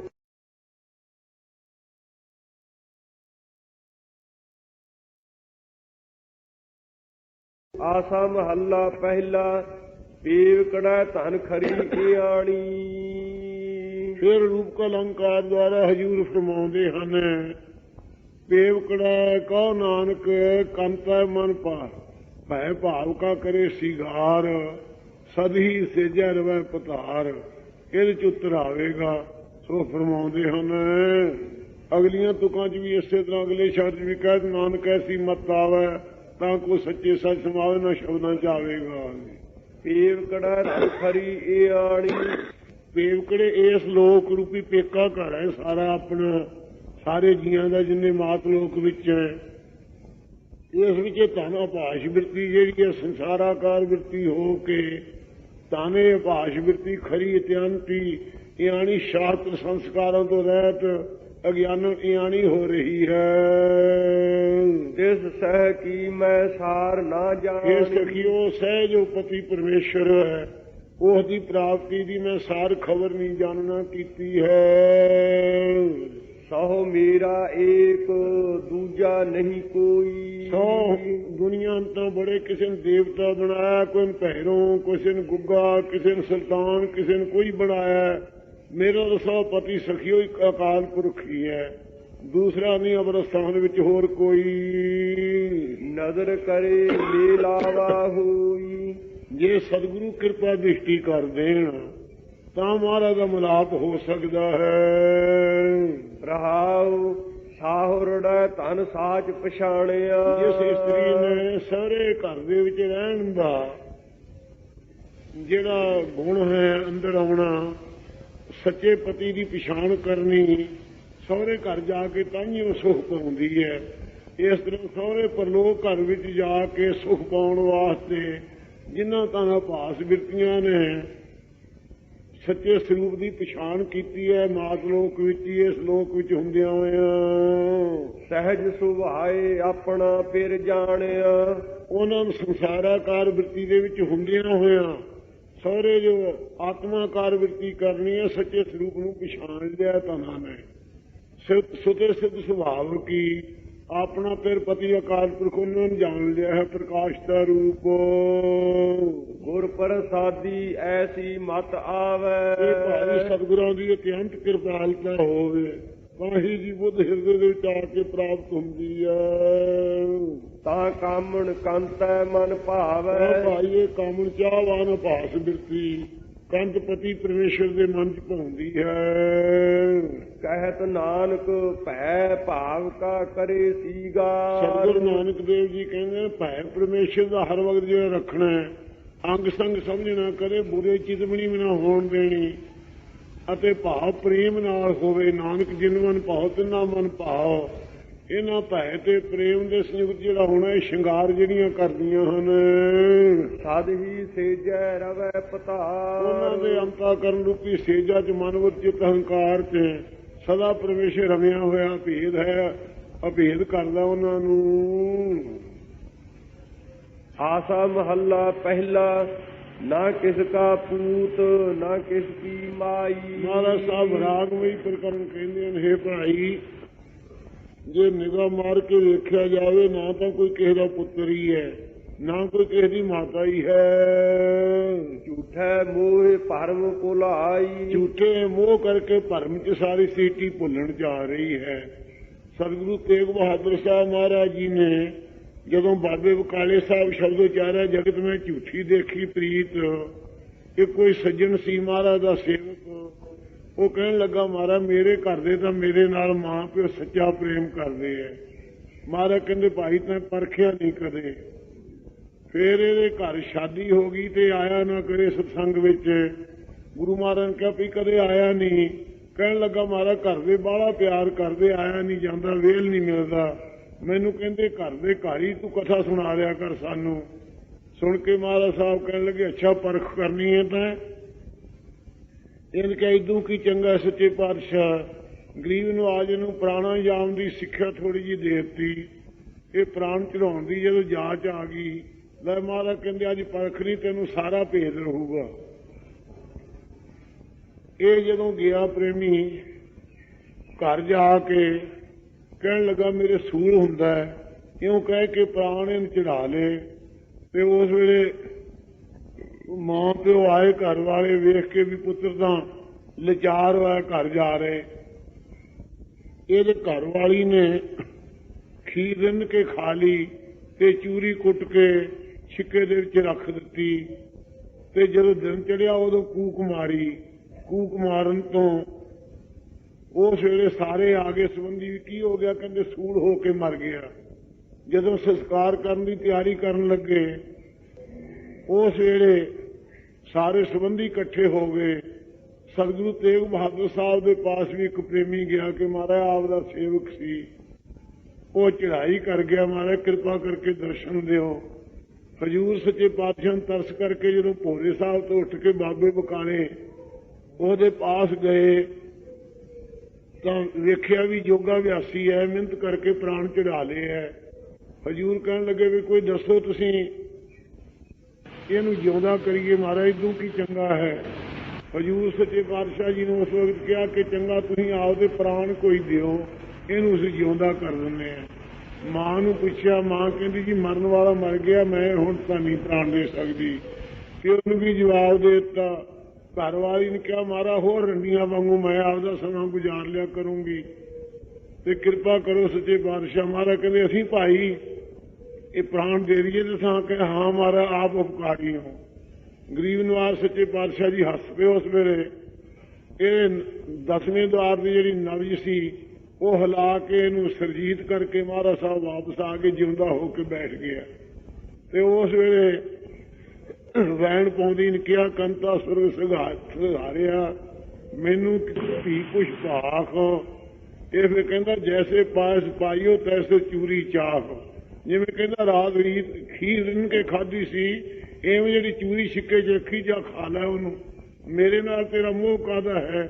ਇਸ ਪ੍ਰਕਾਰ ਦੀ ਹਾਲਤ ਹੈ। ਸਾਹਿਬ ਫਰਮਾਉਂਦੇ ਹਨ ਨਾ ਕਿਸ ਕਾ ਪੂਤ ਨਾ ਕਿਸ ਕੀ ਮਾਈ, ਨਾ ਕਿਸੇ ਦਾ ਕੋਈ ਪੁੱਤਰ ਹੈ ਨਾ ਕਿਸੇ ਦੀ ਕੋਈ ਮਾਤਾ ਹੈ। ਮੋਹ ਭਰਮ ਭੁਲਾਈ, ਐਵੇਂ ਝੂਠੇ ਮੋਹ ਦੇ ਭਰਮ ਵਿੱਚ ਸਾਰੀ ਸ੍ਰਿਸ਼ਟੀ ਭੁੱਲਣ ਜਾ ਰਹੀ ਹੈ।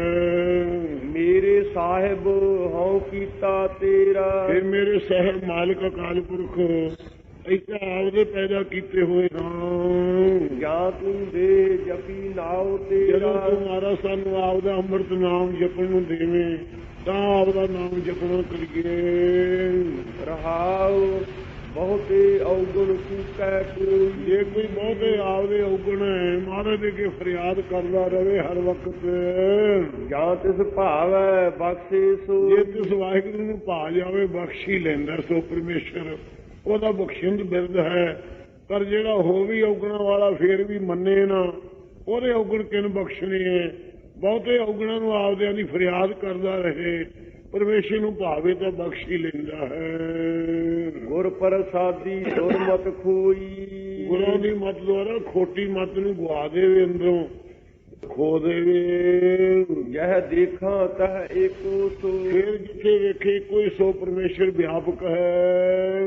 ਕਹਿਤ ਨਾਨਕ ਐਸੀ ਮਤ ਆਵੈ, ਸਤਿਗੁਰੂ ਨਾਨਕ ਦੇਵ ਜੀ ਕਹਿੰਦੇ ਇਹੀ ਜੀ ਮਤ ਸਿੱਖਿਆ ਜੇ ਕਰਕੇ ਆ ਕੇ ਪ੍ਰਾਪਤ ਹੋ ਜਾਵੇ। ਤਾਂ ਕੋ ਸੱਚੇ ਸੱਚ ਸਮਾਵੈ, ਤਾਂ ਕੋਈ ਸੱਚੇ ਨਾਮ ਨੂੰ ਜਪ ਕੇ ਸੱਚ ਸਰੂਪ ਚ ਮਹਾਰਾਜ ਕਹਿੰਦੇ ਸਮਾ ਜਾਂਦਾ, ਭੇਦ ਹੋ ਜਾਂਦਾ ਹੈ। ਆਸਾ ਮਹੱਲਾ ਪਹਿਲਾ ਦੁਪਦੇ ਤਿਤ ਸਰਵਰਣੈ ਪਹਿਲੇ ਨਿਵਾਸਾ। ਦੋਨੋਂ ਪੌੜੀਆਂ ਵਾਲੇ ਸ਼ਬਦ ਮਹਾਰਾਜ ਉਚਾਰਦੇ ਹੈ। ਇਹ ਮਹਾਰਾਜ ਰਹਿ ਰਾਹ ਚ ਵੀ ਸੱਚੇ ਪਾਤਸ਼ਾਹ ਦਾ 8ਵਾਂ ਸ਼ਬਦ ਆਇਆ ਹੈ। ਇੱਥੇ ਮਹਾਰਾਜ ਸਾਹਿਬ ਜੀ ਨੇ ਉਸੇ ਆਸਾ ਰਾਗ ਦਾ ਨਿਯਮ ਕਰਕੇ ਉੱਥੇ ਤਾਂ ਕਲਗੀਧਰ ਨਾਲ ਆਏ ਨੇ ਰਹਿ ਰਾਹ ਚ ਉਚਾਰੇ ਸ਼ਬਦ, ਇੱਥੇ ਮਹਾਰਾਜ ਰਾਗ ਚ ਆਪ ਉਚਾਰਿਆ ਹੈ। ਤਿਤ ਸਰਵਰਣੈ ਪਹਿਲੇ ਨਿਵਾਸਾ। ਸਤਿਗੁਰੂ ਜੀ ਦੇ ਪਾਸ ਨੀਮ ਖਾਰ ਤੀਰਥ ਤੇ ਗੁਰੂ ਸਾਹਿਬ ਦੱਖਣ ਦੇ ਵਿੱਚ ਗਏ ਹੈ। ਸਿੱਧਾਂ ਦਾ ਪੀਰ ਨਾਮੇ ਕੇ ਤੀਰਥ ਸੀ ਇੱਥੇ ਨੀਮ ਖਾਰ ਤੀਰਥ ਦੇ ਉੱਤੇ ਸਤਿਗੁਰੂ ਜੀ ਦੇ ਸੱਚੇ ਪਾਤਸ਼ਾਹ ਗਏ। ਸਿੱਧਾਂ ਨੇ ਆਪ ਦੇ ਨਾਲ ਮਿਲ ਕੇ ਪ੍ਰਸ਼ਨ ਉੱਤਰ ਕੀਤੇ ਹੈ। ਇਹਨਾਂ ਨੂੰ ਸਿੱਧਾਂ ਦੇ ਪ੍ਰਸ਼ਨ ਹੈ, ਉਹਨਾਂ ਦਾ ਉੱਤਰ ਗੁਰੂ ਸਾਹਿਬ ਬਖਸ਼ਣਗੇ। ਹਾਂਜੀ ਸਰਵਰਣਾ ਪਹਿਲੇ ਨਿਵਾਸਾ। ਸਿੱਧਾਂ ਨੇ ਕਿਹਾ ਮਹਾਰਾਜ ਜੀ ਸੰਸਾਰ ਦੇ ਅੰਦਰ ਕਿਸ ਚੀਜ਼ ਦਾ ਨਿਵਾਸ ਹੋਇਆ ਹੈ? ਤਾਂ ਮਹਾਰਾਜ ਕਹਿੰਦੇ ਤਿਤ ਸਰਵਰਣ ਹੈ, ਇਹ ਸੰਸਾਰ ਰੂਪੀ ਸਰੋਵਰ ਦੇ ਅੰਦਰ ਪਹਿਲੇ ਨਿਵਾਸ ਹੈ। ਉਸ ਪਰਮੇਸ਼ਰ ਨੇ ਆਪ ਨਿਵਾਸ ਵਸਣਾ ਕੀਤਾ ਹੈ। ਭਾਈ ਪਾਣੀ ਪਾਵਕ ਤਿਨਹੇ ਕੀਆ, ਇਹ ਜਗਤ ਮਹਾਰਾਜ ਕਿਵੇਂ ਹੋਇਆ ਹੈ? ਤਿਤ ਸਰਵਣ ਹੈ, ਸੰਸਾਰ ਰੂਪੀ ਸਰੋਵਰ ਵਿੱਚ ਕਿਸ ਪ੍ਰਕਾਰ ਨਿਵਾਸ ਹੋਇਆ ਹੈ ਤਾਂ ਕਹਿੰਦੇ ਹਨ ਪਾਣੀ ਪਾਵਕ ਤਿਨਹਿ ਕੀਆ। ਉਸ ਪਰਮੇਸ਼ਰ ਪਾਣੀ ਤਤ ਦੁਆਰਾ ਤੇ ਪਾਵਕ ਅਗਨੀ ਤਤ ਦੁਆਰਾ ਤੇ ਪੌਣ ਪਾਣੀ ਅਗਨੀ ਧਰਤੀ ਆਕਾਸ਼ ਪੰਜਾਂ ਤੱਤਾਂ ਦੁਆਰਾ ਇਸ ਵਾਹਿਗੁਰੂ ਨੇ ਸਾਰਾ ਸੰਸਾਰ ਪੈਦਾ ਕੀਤਾ ਹੈ। ਪੰਕ ਜੋ ਮੋਹ ਪਗ ਨਹੀਂ ਚਾਲੈ। ਚਿਤ ਸਰਵਰੜੈ ਭਈ ਦੇ ਨਿਵਾਸਾ। ਤਿਨਾਂ ਜਿਸ ਸੰਸਾਰ ਵਿੱਚ ਜਿਨ੍ਹਾਂ ਜੀਆਂ ਦਾ ਨਿਵਾਸ ਹੋਇਆ ਹੈ ਪਾਣੀ ਪਾਵਕ ਤਿਨਹਿ ਕੀਆ। ਪਾਣੀ ਵਰਗਾ ਨਰਮ ਸੁਭਾਅ ਰੱਖਣਾ ਸੀ ਪਰ ਇਹਨਾਂ ਜੀਆਂ ਜਿਹਨੇ ਸੰਸਾਰ 'ਚ ਪੈਦਾ ਹੋਏ ਹੈ ਪਾਵਕ ਅੱਗ ਵਰਗਾ ਕਰ ਸਾੜਨ ਵਾਲਾ ਸੁਭਾਅ ਪੈਦਾ ਕਰ ਲਿਆ ਹੈ। ਨਿਮਰਤਾ ਵਾਲਾ ਸੁਭਾਅ ਸਭ ਨੂੰ ਛੱਡ ਦਿੱਤਾ ਹੈ। ਚਾਹੀਦਾ ਤਾਂ ਅਸੀਂ ਪਾਣੀ ਵਰਗਾ ਪਰਉਪਕਾਰੀ ਸੁਭਾਅ ਪਰ ਅਗਨੀ ਵਰਗਾ ਸੁਭਾਅ ਤੇਜ਼ ਕਰ ਲਿਆ ਸਾਰਿਆਂ ਨੇ। ਇਸ ਕਰਕੇ ਇਹਨਾਂ ਨੂੰ ਸੁਖ ਨਹੀਂ ਪ੍ਰਾਪਤ ਹੁੰਦਾ। ਚਿਤ ਸਰਵਰੜਾ ਭਈ ਦੇ ਨਿਵਾਸਾ। ਇਹ ਸਾਧ ਸੰਗਤ ਰੂਪੀ ਸੋਚ ਜੇ ਮਾਰਾ ਨਿਵਾਸ ਹੋਵੇ। ਪਾਣੀ ਪਾਵਕ ਤਿਨਹਿ ਕੀਆ। ਉਹਨਾਂ ਗੁਰਮੁਖਾਂ ਨੇ ਜਿਹੜਾ ਅੱਗ ਵਰਗੇ ਸੁਭਾਅ ਸੀ ਨਾ ਕ੍ਰੋਧ ਆਦਿਕ ਉਹਨਾਂ ਨੂੰ ਪਾਣੀ ਵਰਗੇ ਠੰਡੇ ਕਰ ਦਿੱਤਾ ਹੈ। ਨਰਮਾਈ ਪਕੜੀ ਹੈ। ਸ਼ਾਂਤੀ ਆ ਗਈ ਉਹਨਾਂ ਦੇ ਹਿਰਦੇ ਵਿੱਚ। ਪੰਕ ਜੋ ਮੋਹ ਪਗ ਨਹੀਂ ਚਾਲੈ। ਪੰਕ ਜੋ ਮੋਹ ਪਗ ਨਹੀਂ ਚਾਲੈ। ਜਿਨ੍ਹਾਂ ਦਾ ਸੰਸਾਰ ਰੂਪੀ ਸਰੋਵਰ 'ਚ ਨਿਵਾਸ ਹੋਇਆ ਹੈ ਉਹਨਾਂ ਦਾ ਪੰਕ ਜੋ ਮੋਹ ਰੂਪੀ ਪੰਕ ਚਿੱਕੜ ਜੋ ਪੈਦਾ ਹੋ ਰਿਹਾ ਹੈ ਉਹਦੇ 'ਚ ਮਨ ਰੂਪੀ ਪੈਰ ਖੁੱਭਿਆ ਰਹਿੰਦਾ ਉਹਨਾਂ ਦਾ। ਹਰ ਵਕਤ ਚੱਲਦਾ ਨਹੀਂ ਪਰਮਾਰਥ ਵੱਲ। ਹਮ ਦੇਖਾ ਤਹਿ ਡੂਬੀ ਅਲੇ। ਅਸੀਂ ਦੇਖੇ ਉੱਥੇ ਹੀ ਡੂਬੀ ਵਾਲੇ ਗੋਤੇ ਖਾ ਰਹੇ ਡੁੱਬਦੇ ਹੋਣਗੇ। ਸੋ ਤਿਤ ਸਰਵਰੜਾ ਭਈ ਜੀ ਦਾ ਸਾਧ ਸੰਗਤ ਰੂਪੀ ਸਰੋਵਰ 'ਚ ਨਿਵਾਸ ਹੋਇਆ ਹੈ ਉਹਨਾਂ ਨੇ ਪਾਣੀ ਪਾਵਕ ਤਿਨਹਿ ਕੀਆ। ਪਾਣੀ ਵਰਗਾ ਨਰਮ ਠੰਡ ਵਾਲਾ ਸੁਭਾਅ ਸ਼ਾਂਤੀ ਵਾਲਾ ਕ੍ਰਿਸ਼ਨਾ ਵਾਲਾ ਸੁਭਾਅ ਪਾਵਕ ਅਗਨੀ ਵਰਗਾ ਤਿਆਗ ਕਰਕੇ ਉਹਨਾਂ ਨੇ ਸ਼ਾਂਤੀ ਵਾਲਾ ਸੁਭਾਅ ਕੀਤਾ ਹੈ। ਉਹਨਾਂ ਦਾ ਮਨ ਪੰਕਜ ਮੋਹ ਪਗ ਨਹੀਂ ਚਾਲੈ। ਮਹਾਰਾਜ ਦੇ ਪਗ ਚਰਨਾਂ ਦੇ ਪੰਕਜ ਕਬਲਾਂ ਵਿੱਚ ਮਨ ਮੋਹਿਆ ਗਏ। ਉਹਨਾਂ ਦਾ ਸੰਸਾਰ ਵੱਲ ਨਹੀਂ ਫਿਰ ਮਨ ਚੱਲਦਾ। ਹਮ ਦੇਖਾ ਤਹਿ ਡੂਬੀ ਅਲੇ। ਅਸੀਂ ਦੇਖਿਆ ਉੱਥੇ ਹੀ ਟੁਬਕੀਆਂ ਲਾਉਂਦੇ ਆਤਮਾਨੰਦ ਦੇ ਵਿੱਚ। ਕਦੇ ਮਨ ਉਹਨਾਂ ਦੇ ਹੋਰ ਪਦਾਰਥਾਂ ਵਿੱਚ ਨਹੀਂ ਲੱਗਦੇ। ਚਿਤ ਬ੍ਰਹਮ ਰੂਪੀ ਸਰੋਵਰ ਵਿੱਚ ਜਿਨ੍ਹਾਂ ਦਾ ਨਿਵਾਸ ਹੋਇਆ ਹੈ ਪਾਣੀ ਪਾਵਕ ਤਿਨਹਿ ਕੀਆ। ਜਿਨ ਜਵਾਲਾ ਜਗ ਜਾ ਰਿਹਾ ਸੋ ਜਨ ਕੇ ਉਦਕ ਸਮਾਨ। ਜਿਸ ਅੱਗ ਮਾਇਆ ਨੇ ਸਾਰੀ ਦੁਨੀਆ ਨੂੰ ਸਾੜਤਾ ਹੈ ਉਹਨਾਂ ਸੰਤਾਂ ਨੇ ਪਾਣੀ ਵਰਗੀ ਠੰਡੀ ਕਰਤੀ ਹੈ। ਪਰਉਪਕਾਰ ਤੇ ਲਾਉਂਦੇ ਇਸ ਮਾਇਆ ਦੇ ਤਾਈ। ਪੰਕ ਜੋ ਮੋਹ ਪਗ ਨਹੀਂ ਚਾਲੈ। ਉਹਨਾਂ ਦਾ ਸਾਧ ਸੰਗਤ ਜੀ ਮਨ ਜਿਹੜਾ ਹੈ ਹਰ ਵਕਤ ਪੰਕ ਮੋਹ ਰੂਪੀ ਚਿੱਕੜ ਦੇ ਵਿੱਚ ਉਹਨਾਂ ਦਾ ਮਨ ਚਲਾਇਮਾਨ ਨਹੀਂ ਹੁੰਦਾ। ਹਰ ਵਕਤ ਨਿਰਲੇਪ ਰਹਿੰਦੇ ਮੁਕਤ ਰੂਪੀ ਕਿਨਾਰੇ ਤੇ ਜਿਹੜੇ ਰਹਿੰਦੇ ਹਨ। ਹਮ ਦੇਖਾ ਤਹਿ ਡੂਬੀ ਅਲੇ। ਅਸੀਂ ਦੇਖਿਆ ਤਮਾਮ ਹੰਗਤਾ ਮਮਤਾ ਵਾਲੇ ਜੀਵ ਹੈ ਜਿਹੜੇ ਉਹ ਤਾਂ ਡੁੱਬੀ ਰਹੇ ਹੈ ਤੇ ਉਹ ਮਹਾਤਮਾ ਆਤਮਾਨੰਦ ਰੂਪੀ ਸੋਚ ਚੁਬਕੀਆਂ ਹੀ ਲਾਉਂਦੇ ਹਨ। ਮਨ ਏਕ ਨ ਚੇਤ ਸਮੂੜ ਮਨਾ। ਮਨ ਜੋ ਸ਼ਿਰੋਮਣੀ ਪਰਮੇਸ਼ਰ ਹੈ ਇੱਕ ਅਦਵੈਤ ਰੂਪ ਜਿਹੜੇ ਉਸ ਨੂੰ ਨਹੀਂ ਚੇਤੇ ਕਰਦੇ ਉਹ ਮੂਰਖ ਮਨਾਂ ਵਾਲੇ ਹਨ। ਉਹ ਬਸਮਝ ਮਨਾਂ ਵਾਲੇ ਹਨ। ਮਨ ਏਕ ਨ ਚੇਤ ਸਮੂੜ ਮਨਾ। ਜਿਹੜੇ ਮਨ ਸ਼ਿਰੋਮਣੀ ਇੱਕ ਨੂੰ ਚੇਤਦੇ ਹੈ ਉਹਨਾਂ ਦਾ ਮਨ ਸਥਿਤ ਹੋ ਗਿਆ ਹੈ। ਮੂੜ ਸਥਿਤ ਹੋ ਗਿਆ ਮਨ ਉਹਨਾਂ ਦੇ। ਹਰ ਬਿਸਰਤ ਤੇਰੇ ਗੁਣ ਗਲਿਆ। ਹਰੀ ਦੇ ਭੁੱਲਣੇ ਕਰਕੇ ਹੇ ਜੀਵ ਤੇਰੇ ਸਾਰੇ ਗੁਣ ਜਿੰਨੇ ਹੈ ਉਹ ਗਲ ਜਾਂਦੇ ਹੈ। ਜਿਸ ਪ੍ਰਕਾਰ ਸਾਧ ਸੰਗਤ ਕੁਸੁੰਬੇ ਦੀਆਂ ਜਿਹੜੀਆਂ ਝੂਠੀਆਂ ਕਲੀਆਂ ਜੇ ਨਾ ਕੱਢੀਏ ਪਹਿਲਾਂ ਤਾਂ ਉਹ ਚੰਗੀਆਂ ਕਲੀਆਂ ਵਿੱਚੋਂ ਪੈਦਾ ਨਹੀਂ ਹੁੰਦੀਆਂ। ਇਸੇ ਪ੍ਰਕਾਰ ਹਰੀ ਦੇ ਵਿਸਰਨੇ ਕਰਕੇ ਇਹ ਜੀਵ ਤੇਰੀਆਂ ਝੂਠੀਆਂ ਕਾਮ ਕ੍ਰੋਧ ਕਲੀਆਂ ਨੇ ਸ਼ੁਭ ਗੁਣਾ ਰੂਪੀ ਕਲੀਆਂ ਜਿਹੜੀਆਂ ਸਭ ਸੰਤੋਸ਼ੀ ਵਿੱਚ ਹੀ ਗਲ ਗਏ। ਮਹਾਰਾਜ ਦੇ ਭੁੱਲਣੇ ਕਰਕੇ ਹਾਲਤ ਹੋਈ ਹੈ। ਹਰ ਬਿਸਰ ਤੋਂ ਤੇਰੇ ਗੁਣ ਗਲਿਆ। ਹਰੀ ਦੇ ਸਿਮਰਨ ਦੇ ਨੂੰ ਭੁਲਾ ਕਰਕੇ ਵਿਸ਼ੇ ਵਿੱਚ ਰੱਦ ਪ੍ਰੀਤੀ ਕਰਨੇ ਕਰਕੇ ਤੇਰੇ ਅੰਦਰ ਜਿਹੜੇ ਸਰਸੰਤੋਖ ਗੁਣ ਸੀ ਉਹ ਸਾਰੇ ਗਲ ਗਏ। ਹਰੀ 'ਚ ਵਿਸ਼ੇਸ਼ ਪ੍ਰੀਤੀ ਕਰਨੇ ਕਰਕੇ ਤੇ ਹੇ ਭਾਈ ਤੇਰੇ ਜਿਹੜੇ ਗੁਣ ਸ਼ਬਦ ਸਪਰਸ਼ ਰੂਪ ਦੁਰਗੰਧ ਹੈ ਉਹ ਗਲ ਜਾਣਗੇ। ਇਸ ਪ੍ਰਕਾਰ ਰਹਾਉ ਨਾ ਹਰ ਵਿਸਰ ਤੇਰੇ ਗੁਣ ਗਲਿਆ। ਹਰੀ ਦੇ ਭੁਲਣੇ ਕਰਕੇ ਤੇਰੇ ਭਾਈ ਗੁਣ ਨਾਮ ਰੱਸੀ ਦਾ ਤੇ ਗਲ ਜਾ ਕੇ ਥਾਹੀ ਪਵੇਗੀ ਕਾਲ ਦੀ। ਵਾਹਿਗੁਰੂ ਦੇ ਵਿਸਰਨੇ ਕਰਕੇ ਇਹ ਦੰਡ ਮਿਲੇਗਾ ਤੇਰੇ ਤੋਂ। ਹਰੇਕ ਵਿਸ਼ੇਸ਼ ਵਿਸ਼ੇ 'ਚ ਰੱਬ ਪ੍ਰੀਤੀ ਕਰਨ ਕਰਕੇ ਤੇਰੇ ਸੁਭ ਗੁਣ ਜਿਹੜੇ ਉਹ ਸਾਰੇ ਗਲ ਗਏ ਹੈ। ਹਰੀ 'ਚ ਵਿਸ਼ੇਸ਼ ਕਰਕੇ ਪ੍ਰੀਤੀ ਕਰਨੇ ਕਰਕੇ ਤੇਰੇ ਗੁਣ ਵਿਸ਼ੇ ਹੈ ਉਹ ਗਲ ਜਾਣਗੇ। ਰਹਾਉ ਨਾ ਹੋ ਜਤੀ ਸਤੀ ਨਹੀਂ ਪੜਿਆ। ਸਾਰੇ ਗੁਣ ਧਾਰਨ ਕਰਕੇ ਫੇਰ ਔਗਣਾ ਵਾਲਾ ਕਹਾ ਆਪ ਨੂੰ, ਗੁਣਾਂ ਦੀ ਹੰਗਤਾ ਨਾ ਕਰ। ਜਤ ਰੱਖ ਕੇ ਏਕਾ ਨਾਰੀ ਜਤੀ ਹੋਏ ਪਰ ਨਾਰੀ ਧੀ ਭੈਣ ਬਖਾਣੇ। ਇਹੋ ਜਿਹਾ ਗੁਣ ਧਾਰਨ ਕਰਕੇ ਫੇਰ ਕਹੋ ਮਾਰਾ ਮੈਂ ਜਤੀ ਨਹੀਂ। ਅਤੇ ਸਤ ਰੱਖ ਸਾਰੇ ਅੰਦਰ ਪਰਮੇਸ਼ਰ ਦੀ ਜੋ ਕਹੋ ਨਾਨਕ ਜਿਨ ਪਿਓ ਪਰਮੇਸ਼ਰ ਕਰ ਜਾਂਦੇ ਹਾਂ। ਧੰਨ ਸਤੀ ਦਰਗਾਹ ਪ੍ਰਵਾਨੇ ਹਾਂ। ਜਿਨ੍ਹਾਂ ਨੂੰ ਪਤੀ ਨੂੰ ਪਰਮੇਸ਼ਰ ਕਰਕੇ ਸਮਝਿਆ ਧੰਨ ਸਤੀਆਂ ਹਨ। ਇਹੋ ਜਿਹੇ ਸੱਚ ਰੱਖਣ ਵਾਲੀ ਸਤੀ ਬਣ ਤੇ ਫੇਰ ਆਪਣੇ ਆਪ ਨੂੰ ਕਹੋ ਕਿ ਵੱਡਿਆਂ ਨੂੰ ਪਿਤਾ, ਛੋਟਿਆਂ ਨੂੰ ਪੁੱਤਰ, ਬਰਾਬਰ ਨੂੰ ਭਾਈ ਸਮਝਣਾ। ਇੱਕ ਜਿਹੜਾ ਮਾਤਾ ਉਹਨੂੰ ਪਤੀ ਨੂੰ ਪਰਮੇਸ਼ਰ ਰੂਪ ਕਰਕੇ ਮੰਨਣਾ, ਉਹ ਪਤੀ ਵੱਲ ਧੰਨ ਰੱਖਣਾ, ਇਹ ਸਤੀ ਦਾ ਨਿਯਮ ਹੈ। ਇਹੋ ਜਿਹਾ ਸੱਤ ਰੱਖੇ ਤੇ ਫੇਰ ਸਾਰੇ ਸ਼ਾਸਤਰ ਪੁਸਤਕਾਂ ਦਾ ਸਿਧਾਂਤ ਦਾ ਜਾਣੂ ਹੋਵੇ ਤੇ ਫੇਰ ਮਾਣ ਨਾ ਹੋਵੇ ਕਹੇ ਜੀ ਮੈਂ ਤਾਂ ਪੜ੍ਹਿਆ ਹੀ ਨਹੀਂ ਹਾਂ ਕੁਛ। ਮੂਰਖ ਮੁਗਧਾ ਜਨਮ ਭਇਆ। ਅਤੇ ਮੂਰਖ ਮੂੰਹ ਆਦਿਕ ਇੰਦਰੀਆਂ ਰੱਖਣ ਵਾਲਾ ਹੋਏ ਵਿਸ਼ਿਆਂ ਵੱਲੋਂ। ਕਦੇ ਮੂੰਹ ਆਦਿਕ ਝੂਠ ਬੋਲਣ 'ਚ ਨਾ ਪਲਚਣ, ਬਾਂਸ ਆਦਿ ਖਾਣ 'ਚ, ਸ਼ਰਾਬ ਪੀਣ 'ਚ ਮੂੰਹ ਨਾ ਲੱਗਾ ਹੋਵੇ, ਇਹਨਾਂ ਵੱਲੋਂ ਰੱਖਣ ਵਾਲਾ ਹੋਵੇ। ਤੇ ਮੁਗਧਾ ਸੁੰਦਰ ਜਨਮ ਹੈ ਜਿਹੜਾ ਸੁੰਦਰ ਜੀਵਨ ਦੇ ਸਹਿਤ ਹੋਵੇ। ਮੁਗਧ ਨਾਮ ਸੁੰਦਰ ਦਾ ਹੁੰਦਾ ਹੈ। ਇਸ ਪ੍ਰਕਾਰ ਮਾਰਾ ਮੈਂ ਮੂਰਖ ਦਾ ਮੁਗਧ ਸਮਝਾਂ ਦੇ ਘਰ ਜਨਮ ਹੋਇਆ। ਨਿਮਰਤਾ ਇੰਨੀ ਵਿੱਚ ਹੋਵੇ। ਪਰਣਵਤ ਨਾਨਕ ਤਿਨ ਕੀ ਸਰਨ। ਅਤੇ ਬੇਨਤੀ ਕਰੇ ਹੈ ਮਾਰਾ ਪਰਣਵਤ ਬੇਨਤੀ ਪੂਰਵਕ ਮੈਂ ਕਹਿਣਾ ਹਾਂ ਜਿਨ੍ਹਾਂ ਗੁਰਮੁਖਾਂ ਦੀ ਮੈਂ ਸ਼ਰਨ ਹਾਂ। ਜਿਨ ਤੂੰ ਨਾਹੀ ਵਿਸਰਿਆ। ਜਿਨ੍ਹਾਂ ਨੂੰ ਹੈ ਮੇਰੇ ਪਰਮੇਸ਼ਰ ਤੂੰ ਕਦੇ ਭੁੱਲਿਆ ਨਹੀਂ, ਉਹਨਾਂ ਪਿਆਰਿਆਂ ਦੀ ਮੈਂ ਸ਼ਰਨ ਲੈਣਾ ਕੀਤੀ ਹੈ। ਇਹ ਬੇਨਤੀ ਕਰੇ ਅਕਾਲ ਪੁਰਖ ਵਾਹਿਗੁਰੂ ਅੱਗੇ। ਅਗਲੇ ਸ਼ਬਦ ਯਾਰ ਥੋੜਾ ਚਿਰ ਜ਼ਿਆਦਾ ਕਰਨੇ ਪੈਣਗੇ, ਇਸ ਕਰਕੇ ਇੱਥੇ ਸਮਾਪਤੀ ਕਰੀਏ। ਨਾ ਹੋ ਜਤੀ ਸਤੀ ਨਹੀਂ ਪੜਿਆ। ਮੂਰਖ ਮੁਗਧਾ ਜਨਮ ਭਇਆ। ਪਰਵਤ ਨਾਨਕ ਤਿਨ ਕੀ ਸਰਨ। ਜਿਨ ਤੂੰ ਨਾਹੀ ਵਿਸਰਿਆ।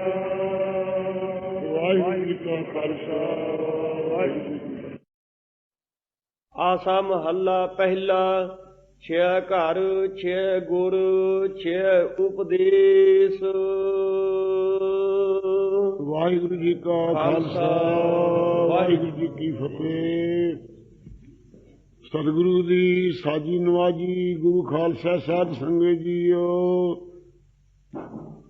ਸਤਿਗੁਰੂ ਨਾਨਕ ਦੇਵ ਮਹਾਰਾਜ ਸਾਹਿਬ ਸੱਚੇ ਪਾਤਸ਼ਾਹ ਜਿਸ ਵਕਤ ਸ੍ਰੀ ਕਰਤਾਰਪੁਰ ਸਾਹਿਬ ਵਿੱਚ ਨਿਵਾਸ ਕਰ ਰਹੇ ਸਨ, ਉਸ ਸਮੇਂ ਗੁਰੂ ਅੰਗਦ ਸਾਹਿਬ ਸੱਚੇ ਪਾਤਸ਼ਾਹ ਜੀ ਦੇ ਚਰਨਾਂ ਕਮਲਾਂ ਦਾ ਸੇਵਨ ਕਰਦੇ ਸਨ। ਹਜ਼ੂਰ ਦੇ ਚਰਨਾਂ ਕਮਲਾਂ ਨੂੰ ਚਾਪੀ ਕਰਦੇ ਹੋਇਆਂ ਕੀ ਵੇਖਿਆ ਗੁਰੂ ਅੰਗਦ ਸਾਹਿਬ ਜੀ ਨੇ? ਸਤਿਗੁਰਾਂ ਦੇ ਚਰਨਾਂ ਵਿੱਚ ਝਾੜੀ ਦੇ ਕੰਡਿਆਂ ਦੀਆਂ ਝਰੀਟਾਂ ਆ ਗਈਆਂ ਹਨ, ਕਈਆਂ ਥਾਂ 'ਚ ਖੂਨ ਸਿਮ ਗਿਆ ਹੈ। ਮਹਾਰਾਜ ਸਾਹਿਬ ਜੀ ਬਹੁਤ ਅਸਚਰਜ ਹੋ ਕੇ ਕਹਿਣ ਲੱਗੇ, ਹਜ਼ੂਰ ਆਪ ਇੱਥੇ ਪਲੰਘ ਤੇ ਲੇਟੇ ਹੋਏ ਹੋ ਅਤੇ ਕਿਸੇ ਪਾਸੇ ਆਪ ਗਏ ਨਹੀਂ। ਗਰੀਬ ਨਵਾਜ ਕੀ ਕਾਰਨ ਹੈ ਕਿ ਆਪ ਦੇ ਚਰਨਾਂ ਵਿੱਚ ਝਰੀਟਾਂ ਵੱਜੀਆਂ ਹਨ ਤੇ ਖੂਨ ਸਿਮਿਆ ਆਇਆ ਹੈ? ਤਾਂ ਸਤਿਗੁਰੂ ਜੀ ਨੇ ਕਿਹਾ, ਭਾਈ ਇੱਕ ਪ੍ਰੇਮੀ ਹੈ, ਉਹ ਸੋਲੇ ਦਾ ਪਾਠ ਕਰਦਾ ਫਿਰਦਾ ਹੈ, ਉਸ ਨੂੰ ਸੇਵਕ ਭੇਜ ਕੇ ਸਾਡੇ ਪਾਸ ਬੁਲਾਓ। ਸੇਵਕ ਨੂੰ ਭੇਜ ਕਰਕੇ ਜਿਹੜਾ ਯਾਰੀ ਪ੍ਰੇਮ ਨਾਲ ਸੋਲੇ ਦਾ ਪਾਠ ਕਰਦਾ ਫਿਰਦਾ ਸੀ, ਉਹਨਾਂ ਨੂੰ ਸਤਿਗੁਰੂ ਜੀ ਦੇ ਪਾਸ ਲਿਆਂਦਾ ਗਿਆ। ਆਪ ਜੀ ਨੇ ਕਿਹਾ ਕਿ ਪ੍ਰੇਮੀਆਂ, ਇਸ ਬਾਣੀ ਦਾ ਪਾਠ ਜਿੱਥੇ ਵੀ ਕੋਈ ਪ੍ਰੇਮੀ ਪੜ੍ਹੇ ਉਸ ਵੇਲੇ ਅਸੀਂ ਹਰ ਵਕਤ ਕੋਲੇ ਹੁੰਦੇ ਹਾਂ। ਇਸ ਕਰਕੇ ਜਦੋਂ ਵੀ ਬਾਣੀ ਪੜ੍ਹਨੀ ਹੋਵੇ ਇਸ ਬਾਣੀ ਨੂੰ ਸੌਣ ਵੇਲੇ 5 ਇਸ਼ਨਾਨਾਂ ਕਰਕੇ ਪੜ੍ਹਿਆ ਕਰੋ। ਅਤੇ ਫਿਰਨੇ ਤੁਰਨੇ ਕਰਕੇ ਵੇਖ, ਤੂੰ ਝਾੜੀਆਂ ਵਿੱਚ ਕੰਡਿਆਂ ਦੀ ਪ੍ਰਵਾਹ ਨਹੀਂ ਸੀ ਕਰਦਾ, ਅਸੀਂ ਤੇਰੇ ਕੰਡੇ ਬਚਾਉਂਦਿਆਂ ਬਚਾਉਂਦਿਆਂ ਤੇ ਸਾਡੇ ਚਰਨਾਂ ਤੇ ਝਰੀਟਾਂ ਆ ਗਈਆਂ। ਉਸ ਨੂੰ ਸਤਿਗੁਰੂ ਜੀ ਨੇ ਦਿਖਾਉਣਾ ਕੀਤਾ। ਉਸ ਵਕਤ ਤੋਂ ਸਾਧ ਸੰਗਤ ਜੀ ਕੀਰਤਨ ਸੋਹਿਲਾ ਪਾਠ ਸੰਗਤਾਂ ਵਿੱਚ ਸਾਉਣ ਦੇ ਵਕਤ ਦਾ ਨਿਤਨੇਮ ਹੀ ਹੋਇਆ। ਜਦੋਂ ਬਰਾਜਣਾ ਹੋਵੇ ਉਦੋਂ ਸੋਹਿਲੇ ਦਾ ਪਾਠ ਕਰਨਾ। ਗੁਰੂ ਮਹਾਰਾਜ ਸਾਹਿਬ ਆਪ ਹਾਜ਼ਰ ਹੁੰਦੇ ਹਨ। ਇਹ ਕੌਂਤੇ ਗੁਰੂ ਅੰਗਦ ਸਾਹਿਬ ਜੀ ਨੂੰ ਵਿਖਾਇਆ ਮਹਾਰਾਜ ਜੀ ਨੇ ਕਿ ਜਿੱਥੇ ਵੀ ਕੋਈ ਪ੍ਰੇਮੀ ਬਾਣੀ ਪੜ੍ਹਦਾ ਗੁਰੂ ਮਹਾਰਾਜ ਹਾਜ਼ਰ ਨਾਜ਼ਰ ਹਨ। ਜੋ ਵੀ ਪ੍ਰੇਮ ਦੇ ਨਾਲ ਬਾਣੀ ਉਚਾਰਨ ਕਰਦਾ ਸਤਿਗੁਰੂ ਅੰਗ ਸੰਗ ਹਨ। ਇਸ ਪ੍ਰਕਾਰ ਦਾ ਕੌਂਤਕ ਦਿਖਾ ਕੇ ਗੁਰੂ ਅੰਗਦ ਸਾਹਿਬ ਜੀ ਨੇ ਉਸ ਵਕਤ ਪ੍ਰਸ਼ਨ ਕੀਤਾ ਮਹਾਰਾਜ ਦੇ ਅੱਗੇ ਜੋ ਇਹ ਸ਼ਬਦ ਦੇ ਅੰਦਰ ਹੈ ਤੇ ਹਜ਼ੂਰ ਉਸ ਦਾ ਉੱਤਰ ਦੇ ਰਹੇ ਹਨ। ਆਸਾ ਮਹੱਲਾ ਪਹਿਲਾ। ਛੇ ਘਰ ਛੇ ਗੁਰ ਛੇ ਉਪਦੇਸ਼। ਇਹ ਭਾਈ 6 ਘਰ ਹਨ, 6 ਉਹਨਾਂ ਦੇ ਗੁਰੂ ਕਰਤਾ ਹਨ, 6 ਉਹਨਾਂ ਦੇ ਵੱਖੋ ਵੱਖਰੇ ਉਪਦੇਸ਼ ਹਨ। ਗੁਰ ਗੁਰ ਏਕੋ ਵੇਸ ਅਨੇਕ। ਉਹ 6 ਮਾਰਾ ਘਰ ਕਿਹੜੇ ਹਨ? 6 ਸ਼ਾਸਤਰਾਂ ਦਾ ਨਾਮ ਹੈ। ਪਹਿਲਾ ਸਾਂਖ ਹੈ ਅਤੇ ਇਸ ਦਾ ਗੁਰੂ ਕਰਤਾ ਕਪਿਲ ਮੁਨੀ ਹੈ। ਕਪਿਲ ਮੁਨੀ ਅਨੀਸ਼ਰਵਾਦੀ ਹੈ। ਇਹ ਆਪਣੇ ਸਾਂਖ ਸ਼ਾਸਤਰ ਦਾ ਕਰਤਾ ਕਪਿਲ ਮੁਨੀ ਹੈ। ਇਹ ਸ਼ਿਵ ਉਹਦਾ ਗੁਰੂ ਹੈ, ਉਸ ਨੂੰ ਰਚਣ ਵਾਲਾ ਹੈ। ਅਤੇ ਦੂਸਰਾ ਨਿਆਏ ਹੈ। ਨਿਆਏ ਦਾ ਕਰਤਾ ਗੌਤਮ ਹੈ, ਉਹ ਉਸ ਦਾ ਕਰਤਾ ਹੈ ਗੁਰੂ ਜਿਹੜਾ ਮੰਨਿਆ ਹੈ। ਤੀਜਾ ਵਸੇਖਕ ਸ਼ਾਸਤਰ ਹੈ, ਇਹ ਕਾਲਵਾਦੀ ਹੈ, ਇਹਦਾ ਕਰਤਾ ਜੈਮਨ ਮੁਨੀ ਹੈ। ਅਤੇ ਚੌਥਾ ਸ਼ਾਸਤਰ ਪੂਰਵ ਮੀਮਾਂਸਾ ਹੈ, ਇਹਦਾ ਕਣਾਦ ਕਰਤਾ ਹੈ। ਅਤੇ ਪੰਜਵਾਂ ਜੋ ਸ਼ਾਸਤਰ ਹੈ ਉਹ ਯੋਗ ਸ਼ਾਸਤਰ ਹੈ, ਜਿਹਦਾ ਕਪਿਲ ਮੁਨੀ ਯੋਗ ਸ਼ਾਸਤਰ ਹੈ। ਇਸ ਦਾ ਕਰਤਾ ਯੋਗ ਸ਼ਾਸਤਰ ਦਾ ਕਰਤਾ ਪਤੰਜਲ ਹੈ। ਪਤੰਜਲ ਮੁਨੀ ਹੈ, ਕਪਿਲ ਨਹੀਂ ਪਤੰਜਲ ਹੈ। ਅਤੇ ਵਿਦਾਂਤ ਸ਼ਾਸਤਰ 6ਵਾਂ ਘਰ ਹੈ, ਉਸ ਦਾ ਕਰਤਾ ਬਿਆਸ ਰਿਖੀ ਹੈ। ਇਹ 6 ਘਰ 6 ਸ਼ਾਸਤਰ ਹਨ ਅਤੇ 6 ਇਹਨਾਂ ਦੇ ਗੁਰੂ ਕਰਤੇ ਹਨਗੇ ਅਤੇ 6 ਇਹਨਾਂ ਦੇ ਵੱਖੋ ਵੱਖਰੇ ਉਪਦੇਸ਼ ਹਨਗੇ। ਸਾਂਖ ਦਾ ਕਰਤਾ ਕਪਿਲ ਮੁਨੀ ਹੈ। ਇਸ ਦਾ ਉਪਦੇਸ਼ ਨੀਸ਼ਰਵਾਦੀ ਹੈ। ਇਹ 24 ਤੱਤਵਾਦੀ ਹੈ। 25ਵਾਂ ਪੁਰਖ ਮੰਨਦਾ ਹੈ, ਪੁਰਖ ਨੂੰ ਅਸੰਗ ਮੰਨਦਾ ਹੈ। ਉਹ ਕਿਸੇ ਦਾ ਕਰਤਾ ਕਾਰਜ ਨਹੀਂ ਪੁਰਖ ਨੂੰ ਮੰਨਦਾ। ਇਸ ਪ੍ਰਕਾਰ ਇਹ 25ਵਾਂ ਪੁਰਖ ਨੂੰ ਅਸੰਗ ਮੰਨਦਾ ਹੈ। ਅਸੰਗਿਓ ਹੂੰ ਪੁਰਖਾ, ਜੋ ਵੇਦ ਦੀ ਸੁਰਤੀ ਹੈ ਉਹਦੇ ਅਨੁਸਾਰ ਕਪਿਲ ਮੁਨੀ ਨੇ ਇਹ ਸਾਂਖ ਸ਼ਾਸਤਰ ਉਚਾਰਨ ਕੀਤਾ ਹੈ। ਇਹ ਸਾਂਖ ਸ਼ਾਸਤਰ ਦੇ ਅੰਦਰ ਇਹ 3 ਗੁਣਾ ਕੀ ਸਾਮਿਆ ਜੋਈ ਨਾਮ ਪ੍ਰਧਾਨ ਕਹਾਵੇ ਸੋਈ। 3 ਗੁਣਾ ਦੀ ਜਿਹੜੀ ਸਾਮਿਆ ਅਵਸਥਾ ਹੈ, ਰਜੋ ਸਤੋ ਤਮੋ, ਤਿੰਨੇ ਇੱਕੋ ਜਿਹੇ ਗੁਣ ਜਿੱਥੇ ਹੋਣ ਉਹਦੀ ਸਾਮਿਆ ਅਵਸਥਾ ਮੰਨੀ ਹੈ। ਉਹ ਸਾਮਿਆ ਅਵਸਥਾ 3 ਗੁਣਾਂ ਦੀ ਜਿਹੜਾ ਇਹਨੂੰ ਪ੍ਰਧਾਨ ਕਹਿੰਦੇ ਹੈ। ਇਹ ਪ੍ਰਧਾਨ ਜਿਹੜੀ ਮਾਇਆ ਹੈ ਨਾ, 3 ਗੁਣ ਇੱਕੋ ਜਿਹੇ 3 ਗੁਣ ਜਿਸ ਵਿੱਚ ਹੈ, ਇਹ ਵਿਚਾਰ ਰੂਪ ਹੋਈ ਕਹਿੰਦਾ ਹੈ। ਇਹਦਾ ਮਤ ਹੈ ਕਿ ਉਹ ਮੁਕਤ ਰੂਪ ਹੈ। ਜਿਹੜੀ ਵਿਚਾਰ ਕੀ ਹੈ, 25 ਪ੍ਰਕਿਰਤੀਆਂ ਦੀ ਜਿਹੜੀ ਵਿਚਾਰ ਹੈ, ਇਹਦੀ ਇਹ ਵਿਚਾਰ ਹੈ। ਅਤੇ ਜਿਹੜੀ ਭੋਗ ਰੂਪ ਹੋਈ ਇਹੋ ਪ੍ਰਕਿਰਤੀ ਜਿਹੜੀ ਹੈ ਪ੍ਰਧਾਨ, ਇਹ ਬੰਧਨ ਰੂਪ ਹੈ। ਇਹ ਇਹਦਾ ਉਪਦੇਸ਼ ਹੈ ਇਸ ਕਪਿਲ ਮੁਨੀ ਦਾ, ਜੋ ਕਰਤਾ ਹੈ ਸਾਂਖ ਸ਼ਾਸਤਰ ਦਾ। ਤੇ ਈਸ਼ਰ ਨੂੰ ਇਹ ਮੰਨਦਾ ਹੀ ਨਹੀਂ, ਅਨੀਸ਼ਰਵਾਦੀ ਹੈ। ਕਹਿੰਦਾ ਸਾਖੀ ਚੇਤਾ ਕੇਵਲ ਨਿਰਗੁਣਸਚ, ਸਾਖੀ ਚੇਤਨ ਵੀ ਕੇਵਲ ਨਿਰਗੁਣ ਰੂਪ ਹੈ, ਹੋਰ ਕੋਈ ਈਸ਼ਰ ਨਹੀਂ ਹੈ। ਇਹ ਅਨੀਸ਼ਰਵਾਦੀ ਹੈ ਕਪਿਲ ਮੁਨੀ। ਇੱਕ ਤਾਂ ਕਪਿਲ ਸਿੱਧ ਹੋਇਆ ਵਿਸ਼ਨੂੰ ਦਾ ਅਵਤਾਰ, ਉਹ ਨਾ ਸਮਝਣਾ। ਇਹ ਅਨੀਸ਼ਰਵਾਦੀ ਕੋਈ ਕਪਿਲ ਮੁਨੀ ਹੈ। ਜਿਸ ਕਪਿਲ ਮੁਨੀ ਦੀ ਸਮਾਧੀ ਹੈ ਆਪਣੇ ਜਾ ਕੇ ਅੱਗੇ ਕਲਕੱਤੇ ਤੋਂ 35 ਮੀਲ ਤੇ, ਉਹ ਨਹੀਂ ਹੈ। ਉਹ ਤਾਂ ਵਿਸ਼ਨੂੰ ਦਾ ਅਵਤਾਰ ਸੀ ਕਪਿਲ ਮੁਨੀ। ਇਹ ਕਪਿਲ ਹੋਰ ਸ਼ਾਸਤਰ ਦਾ ਕਰਤਾ ਅਨੀਸ਼ਰਵਾਦੀ ਸਮਝਣਾ ਚਾਹੀਦਾ ਹੈ। ਇਸ ਪ੍ਰਕਾਰ ਇਹਦਾ ਇਹ ਉਪਦੇਸ਼ ਹੈ। ਅੱਗੇ ਨਿਆਏ ਜਿਹੜਾ ਹੈ ਇਹਦਾ ਗੌਤਮ ਕਰਤਾ ਹੈ। ਇਹਦਾ ਉਪਦੇਸ਼ ਹੈ, ਕਹਿੰਦਾ ਪਰਮਾਣੂਆਂ ਤੋਂ ਹੀ ਸਾਰੀ ਸ੍ਰਿਸ਼ਟੀ ਪੈਦਾ ਹੋਈ ਹੈ। परमाणु जेड़े है दुणका तिणका, दो जुड़ के दुणका, तीन जुड़ के तिणका, इस प्रकार दुणका तिणका जुड़ करके इस सृष्टि नूं पैदा करते हैं। अते जेड़े परमाणु हनगे सारियां तत्तां दे परमाणु हनगे। परमाणुआं दा रूप इन बहुत सूक्ष्म दस्सिया है। वाल दा 100वां हिस्सा बरीक हनगे परमाणु जेड़े है, योगी ध्यान नाल कहंदा वेख सकदे हन। इस प्रकार 9 ये धर्म मनदा है ते 7 पदार्थ मनदा है। ईश्वर नूं एक देसी कहंदा है। जे वलैत विच बादशाह बैठा होया अपने हुक्म नाल सारियां थावां 'च राज करदा है, क्यों ईश्वर एक देश विच है, सारियां थावां विच नहीं है। अते मन दे अंदर ज्ञान गुण नहीं मनदा। आत्मा दे अंदर आत्मा नूं ज्ञान स्वरूप नहीं समझदा, वो ज्ञान गुण समझदा है। कहंदा मन दा जदों चमड़ी नाल संबंध हुंदा है उस वक्त इहनूं ज्ञान सारे पैदा हुंदे है। सुपन अवस्था च भी ते जागृत अवस्था च भी। सुखोप्त अवस्था जड़ हुंदा है। आत्मा नूं अद्धा जड़ ते अद्धा चेतन मनदा है। सुपन ते जागृत अवस्था विच चेतन मनदा है न्याय, अते सुखोप्त अवस्था च आत्मा नूं जड़ मनदा है। इहदा मत है। अते ईश्वर नूं एक देसी मनदा है। परमाणुओं तो सृष्टि की उत्पत्ति मनदा है। इस प्रकार का उपदेश है न्याय मत का। अगे बसेखक जिहड़ा है वो कालवादी है। ये कालवादी का कणाद मुनि ने रचिया है। ये कालवादी बसेखक शास्त्र रचन वाला कहता समय नाल ही सारी सृष्टि पैदा हुंदी है। जिवें समय नाल धरती च बीज पए प्याजी होर आ पोली वगैरह आपे ही उग पैंदियां, आपे पक के झड़ जांदियां, इवें होर कोई करता नहीं है। काल समय करके सृष्टि पैदा हो जाती है, समय करके सृष्टि वधदी है फुलदी है, समा पा के सृष्टि लय हो जाती है। ये कालवादी का इहदा उपदेश है। अते इसे प्रकार पूर्व मीमांसा है जैवन मुनि। ये जैवन मुनि ये कर्मां नूं मनदा है। कर्म कहंदा एक नित है, एक निमित है, एक प्राश्चित है, एक कामक है, एक निखिद्ध है। निखिद्धता ब्रह्म हत्या आदि है।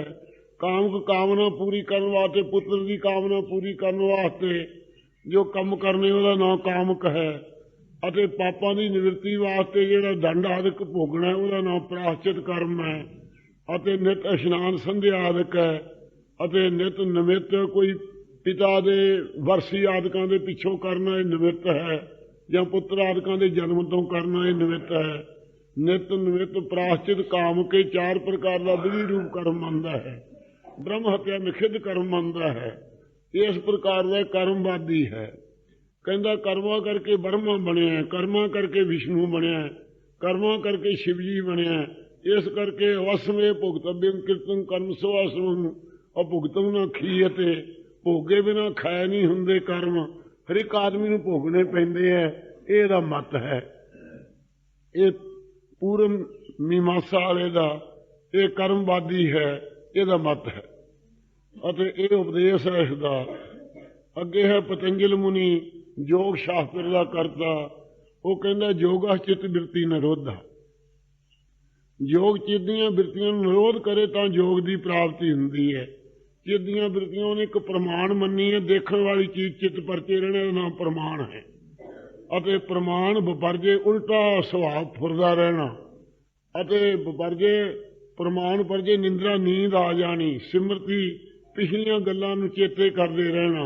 ते विकल्प थोड़ी जी कमाई करके बहुती कल्पना उठाउंदी रहना कि मैनूं आ प्राप्त हो जाए।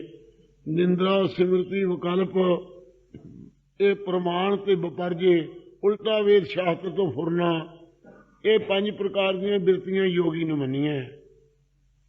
इन्हां 5 बिरतियां रोक लैण दा नाम वो योग मनदा है। अते ब्रह्म लोक की प्राप्ति मुक्ति मनदा है। ये भी सृष्टि परमाणुओं तो ही मनदा है योगी।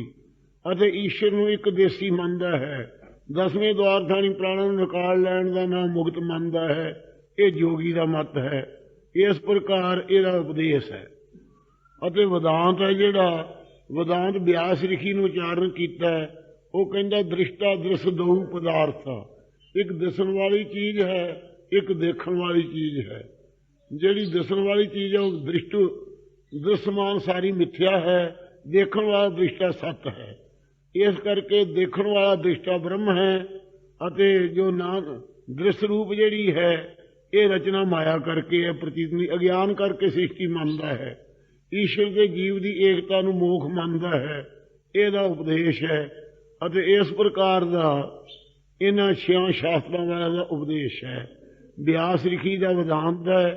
ਇਸ ਪ੍ਰਕਾਰ 6 ਘਰ, 6 ਗੁਰ, 6 ਉਪਦੇਸ਼, ਇਹ 6 ਸ਼ਾਸਤਰ ਹਨਗੇ, 6 ਇਹਨਾਂ ਦੇ ਗੁਰੂ ਕਰਤਾ ਹਨਗੇ ਤੇ 6 ਇਹਨਾਂ ਦੇ ਵੱਖੋ ਵੱਖਰੇ ਉਪਦੇਸ਼ ਹਨਗੇ। ਗੁਰ ਗੁਰ ਏਕੋ ਵੇਸ ਅਨੇਕ। ਇਹਨਾਂ ਦਾ ਗੁਰੂਆਂ ਦਾ ਗੁਰੂ ਕੌਣ ਹੈ?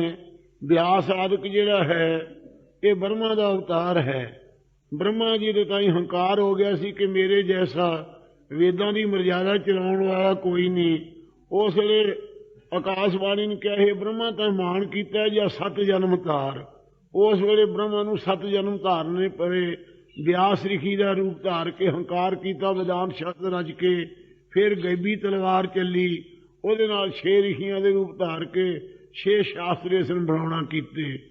ਇਸ ਪ੍ਰਕਾਰ ਕਾਲੀਦਾਸ, ਇੱਕ ਕਸ਼ਪ ਅਤੇ ਇੱਕ ਬ੍ਰਿਹਸਪਤ, ਇੱਕ ਸ਼ੁਕਰਾਚਾਰਜ, ਇਹ ਬਿਆਸ ਦੇ ਅਵਤਾਰ ਹਨਗੇ। ਇਹ ਬ੍ਰਹਮਾ ਨੂੰ 7 ਜਨਮ ਧਾਰੇ ਹੈ ਬਿਆਸ ਦੇ। ਇਸ ਪ੍ਰਕਾਰ ਬ੍ਰਹਮਾ ਨੂੰ ਜਨਮ ਧਾਰਨੇ ਪਏ ਸਨਗੇ। ਉਹ ਬਿਆਸ ਰਿਖੀ ਧਾਰ ਕੇ, ਰੂਪ ਧਾਰ ਕੇ ਇਹ ਉਪਦੇਸ਼ ਦਿੱਤੇ ਹਨ। ਇਸ ਪ੍ਰਕਾਰ ਗੁਰੂ ਜੋ ਹਨਗੇ ਬਿਆਸ ਆਦਿਕ, ਬ੍ਰਹਮਾ ਆਦਿਕ, ਉਹਨਾਂ ਦਾ ਗੁਰੂਆਂ ਦਾ ਗੁਰੂ ਇੱਕ ਪਰਮੇਸ਼ਵਰ ਹੈ। ਵੇਸ ਅਨੇਕ। ਉਸ ਦੇ ਵੇਸ਼ ਜਿਹੜੇ ਹਨਗੇ ਉਹ ਅਨੇਕਾਂ ਹਨਗੇ। ਲਿਵਾਸ ਉਸ ਪਰਮੇਸ਼ਵਰ ਦੇ ਅਨੇਕਾਂ ਹਨ। ਅਨੇਕਾਂ ਰੂਪ ਧਾਰ ਕਰਕੇ ਅਨਕ ਭਾਂਤ ਪਸਰਿਆ, ਨਾਨਕ ਏਕ ਓੰਕਾਰ ਹੈ। ਜੈ ਘਰ ਕਰਤੇ ਕੀਰਤ ਹੋ। ਇਸੇ ਪ੍ਰਕਾਰ 6 ਘਰ ਹਨਗੇ। 6 ਪੰਜੇ ਗਿਆਨ ਇੰਦਰੀਏ ਤੇ 6ਵਾਂ ਮਾਨੋ, ਅਤੇ 6 ਇਹਨਾਂ ਦੇ ਗੁਰੂ ਕਰਤਾ ਜਿਹੜੇ ਇਹਨਾਂ ਨੂੰ ਪ੍ਰੇਰਕ ਹਨਗੇ, ਦੇਵਤੇ ਮੰਨੇ ਉਹ ਹਨਗੇ। 6 ਇਹਨਾਂ ਦੇ ਉਪਦੇਸ਼ ਜਿਹੜੇ ਨਿਸ਼ਾਨੇ ਆ, ਮਨ ਦਾ ਸੰਕਲਪ ਉਠਾਉਣਾ, ਅੱਖਾਂ ਦਾ ਰੂਪ ਵੇਖਣਾ, ਕੰਨਾਂ ਦਾ ਸ਼ਬਦ ਸੁਣਨਾ, ਰਸਨਾ ਦਾ ਰਸ ਲੈਣਾ ਅਤੇ ਨਾਸਾਂ ਦਾ ਸੁਗੰਧੀ ਪਰਖਣਾ, ਚਮੜੀ ਦਾ ਸਪਰਸ਼ ਕਰਨਾ, ਇਹ 6 ਇਹਨਾਂ ਦੇ ਉਪਦੇਸ਼ ਨਿਸ਼ਾਨੇ ਹਨਗੇ। ਇਹ ਇੰਦਰੀਏ ਤੇ ਵਿਸ਼ੇ, ਇਹਨਾਂ ਵਿੱਚ ਪਰਚੇ ਰਹਿੰਦੇ ਜੀਵ ਹਰ ਵਕਤ ਹੈ। ਜਿਹੜਾ ਇਹਨਾਂ ਗੁਰ ਪ੍ਰੇਰਕਾਂ ਦਾ ਪ੍ਰੇਰਕ ਗੁਰੂ ਚੇਤਨ ਇੱਕੋ ਹੀ ਹੈ, ਉਹਦੇ ਵੇਸ ਅਨੇਕਾਂ ਧਾਰਨ ਕੀਤੇ ਹੋਏ ਹੈ। ਇਸੇ ਪ੍ਰਕਾਰ 6 ਘਰ, ਇਹ 5 ਤੱਤ ਹਨਗੇ, 6ਵਾਂ ਚੇਤਨ ਹੈ। ਉਸ ਨੇ ਸੰਸਾਰ ਰੂਪੀ ਘਰ ਰਚਿਆ ਹੈ। ਅਤੇ 6 ਗੁਰ, ਇਹਨਾਂ ਦਾ ਖਟ ਵਿਕਾਰਾਂ ਦੇ ਜਿਹੜਾ ਚਿੱਤ ਪਰਚਿਆ ਹੋਇਆ ਹੈ, ਇਹ ਉਹਨਾਂ ਦੇ ਪ੍ਰੇਰਕ ਬਣੇ ਹੋਏ ਖਟ ਵਿਕਾਰ ਹੈ ਜਿਹੜੇ। ਅਤੇ 6 ਉਪਦੇਸ਼, 6 ਇਹਨਾਂ ਦੇ ਨਿਸ਼ਾਨੇ ਹੈ।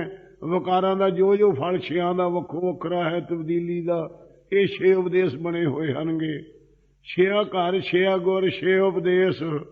ਇਸੇ ਪ੍ਰਕਾਰ 6 ਸ਼ਾਸਤਰ ਜਿਹੜੇ ਹੈ, ਜੋਗੀ ਜੰਗੋਂ ਸਰੇਵਲੇ ਸੰਨਿਆਸੀ ਦਰਵੇਸ਼, 6ਵਾਂ ਜਾਵਾਂ ਬਿਪਰ ਕਾ ਜਾਵਾਂ ਮੀਨਾ ਮੇਖ। ਇਹ 6 ਸ਼ਾਸਤਰਾਂ ਦੇ ਜਿਹੜੇ ਆਪਣੇ ਮਤਾਂ ਅਨੁਸਾਰ 6 ਮਤਨ ਜੋਗੀ ਜੰਗਵੇਂ ਘਰ ਹਨਗੇ। ਅਤੇ 6 ਇਹਨਾਂ ਦੇ ਗੁਰੂ ਕਰਤੇ ਆ ਵੱਖੋ ਵੱਖਰੇ ਯੋਗੀਆਂ ਦਾ, ਗੋਰਖਨਾਥ, ਮਛਿੰਦਰਨਾਥ ਆਦਿਕ। ਜਿਸ ਪ੍ਰਕਾਰ ਇਸੇ ਪ੍ਰਕਾਰ ਸੰਨਿਆਸੀਆਂ ਦਾ ਦੱਤਾਤਰੇय ਆਦਿਕ, ਇਉਂ ਇਹਨਾਂ ਦੇ ਗੁਰੂ ਉਪਦੇਸ਼ਟਾ ਹਨਗੇ। 6 ਇਹਨਾਂ ਦੇ ਉਪਦੇਸ਼ ਅੱਗੇ ਵੱਖੋ ਵੱਖਰੇ ਹਨ। ਸੰਨਿਆਸੀ ਜਿਹੜੇ ਹਨਗੇ ਉਹਨਾਂ ਦਾ ਵੱਖਰਾ ਹੈ, ਯੋਗੀਆਂ ਦਾ ਵੱਖਰਾ ਹੈ, ਇਹ ਵੱਖੋ ਵੱਖਰੇ ਮਦਾਰਸ਼ਾਹੀਆਂ ਦਾ ਵੱਖਰਾ ਹੈ। ਇਹ 6 ਉਪਦੇਸ਼ ਵੱਖੋ ਵੱਖਰੇ ਹਨ ਇਹਨਾਂ ਦੇ।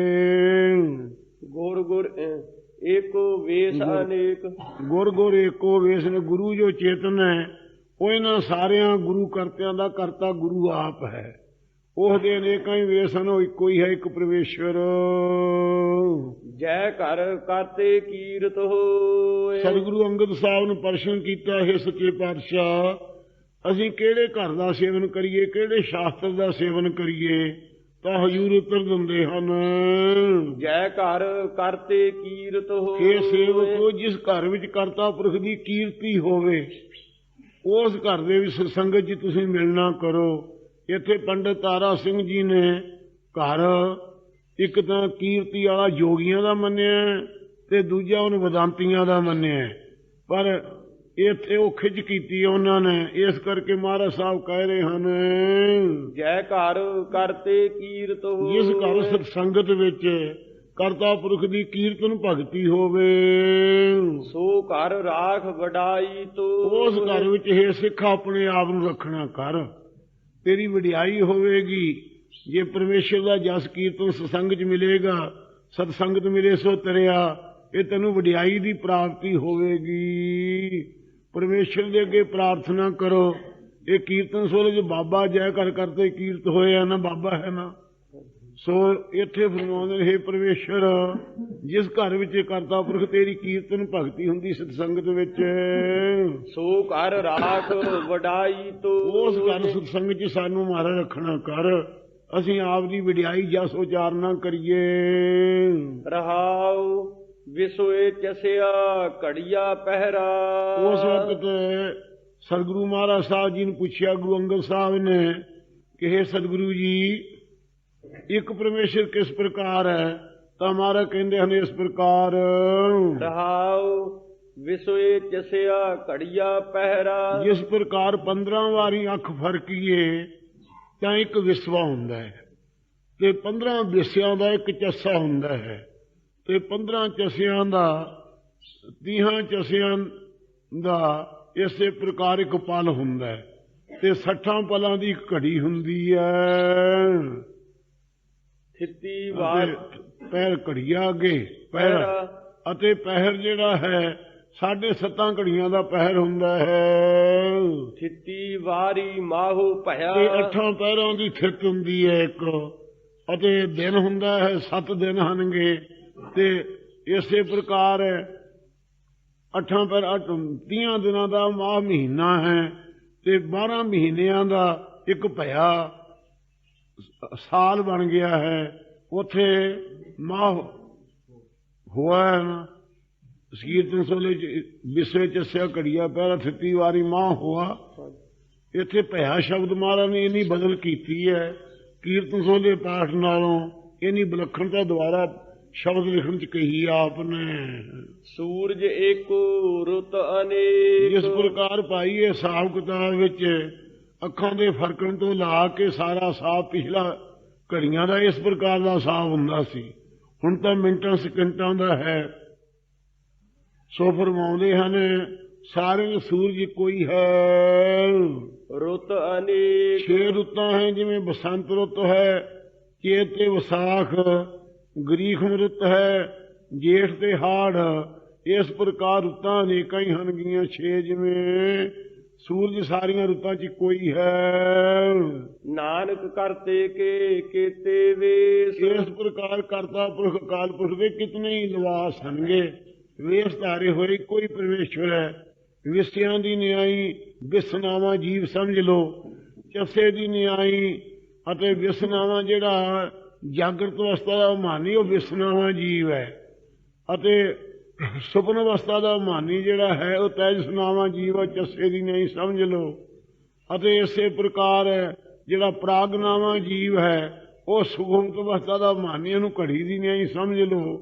ਸਾਰਿਆਂ ਦੀ ਸੁਪਨ ਅਵਸਥਾ ਦਾ ਮਾਨੀ ਜੋ ਹਿਰਨ ਗਰਭ ਹੈ ਉਹਨੂੰ ਪਹਿਰ ਦੀ ਨਿਆਈ ਸਮਝ ਲਓ। ਅਤੇ ਜਿਹੜਾ ਸਾਰਿਆਂ ਦੇ ਜਾਗਰਤ ਅਵਸਥਾ ਦਾ ਮਾਨੀ ਹੈ ਵਿਰਾਟ, ਉਹਨੂੰ ਥਿਤ ਦੀ ਨਿਆਈ ਸਮਝ ਲਓ। ਅਤੇ ਅਭਿਆਕ੍ਰਿਤ ਜਿਹੜਾ ਸਾਰਿਆਂ ਦੀ ਸੁਪਨ ਅਵਸਥਾ ਦਾ ਮਾਨੀ ਹੈ ਉਹਦੇ ਤਾਈਂ ਵਾਰ ਦੀ ਨਿਆਈ ਸਮਝ ਲਓ। ਅਤੇ ਮਾਹ ਪਿਆ ਮਹੀਨੇ ਦੀ ਨਿਆਈ ਜੋਗੀਆਂ ਦੇ 12 ਪੰਥ ਹੈ ਜਿਸ ਪ੍ਰਕਾਰ, ਅਤੇ ਭਇਆ ਸਾਲ ਬਣ ਜਾਂਦਾ 12 ਜੋਗੀ ਪੰਥਾਂ ਚੋਂ। ਇਸੇ ਪ੍ਰਕਾਰ ਮਾਹ ਮਹੀਨਿਆਂ ਦੀ ਨਿਆਈ, ਜਿਹੜੇ 5 ਗਿਆਨ ਇੰਦਰੀ ਹਨ, 5 ਕਰਮ ਇੰਦਰੀ ਹਨ, ਮਨ ਤੇ ਬੁੱਧ, ਇਹ 12 ਮਹੀਨਿਆਂ ਦੀ ਨਿਆਈ ਹੈ। ਭਇਆ ਇਹ ਸਾਲ ਦੀ ਨਿਆਈ, ਜਿਸ ਪ੍ਰਕਾਰ 12 ਸਾਲ ਦੇ ਕੁੰਭ ਹੁੰਦੇ ਹੈ, ਇਸ ਪ੍ਰਕਾਰ ਦਾ ਇਹ ਸੰਸਾਰ ਸਾਰਾ ਬਣ ਰਿਹਾ ਹੈ। ਸੂਰਜ ਏਕੋ ਰੁੱਤ ਅਨੇਕ। ਸੂਰਜ ਦੀ ਨਿਆਈ ਬ੍ਰਹਮ ਇੱਕੋ ਹੀ ਹੈ ਸਾਰਿਆਂ ਦੇ ਅੰਦਰ। ਅਤੇ ਰੁੱਤਾਂ ਦੀ ਨਿਆਈ ਅਵਸਥਾ ਜਿਹੜੀਆਂ ਹਨ, ਜਿਵੇਂ ਹਿਰਨ ਗਰਭ ਤੇ ਅਭਿਆਕ੍ਰਿਤ ਤੇ ਵਿਰਾਟ, ਤੈਜਸ ਤੇ ਪ੍ਰਾਗ ਤੇ ਵਿਸਵ, ਇਹ 6 ਬਣ ਗਏ, 3 ਜੀਵ ਤੇ 3 ਈਸ਼ਵਰ। ਇਹ ਅਨੇਕਾਂ 6 ਰੁੱਤਾਂ ਦੀ ਨੇ, ਅਨੇਕਾਂ ਹੀ ਲਿਬਾਸ ਹਨ ਸੂਰਜ ਰੂਪ ਬ੍ਰਹਮ ਇੱਕੋ ਹੀ ਹੈ। ਨਾਨਕ ਕਰਤੇ ਕੇ ਕੀਤੇ ਵੇ। ਉਹ ਕਰਤਾ ਪੁਰਖ ਜਿਹੜਾ ਸਾਰਿਆਂ ਨੂੰ ਰਚਣ ਵਾਲਾ ਹੈ, ਉਹਦੇ ਕਿਤਨੇ ਹੀ ਇਸ ਪ੍ਰਕਾਰ ਵੇਸ ਬਣਾਏ ਹੋਏ ਹਨ, ਉਹਦੇ ਰੂਪਾਂ ਦਾ ਅੰਤ ਨਹੀਂ ਪਾਇਆ ਜਾ ਸਕਦਾ। ਇਹ ਗੁਰਸਿੱਖ ਪਰਮੇਸ਼ਰ ਇੱਕੋ ਹੀ ਜਾਣਨਾ ਕਰਿਓ ਸਾਰਿਆਂ ਵਿੱਚ।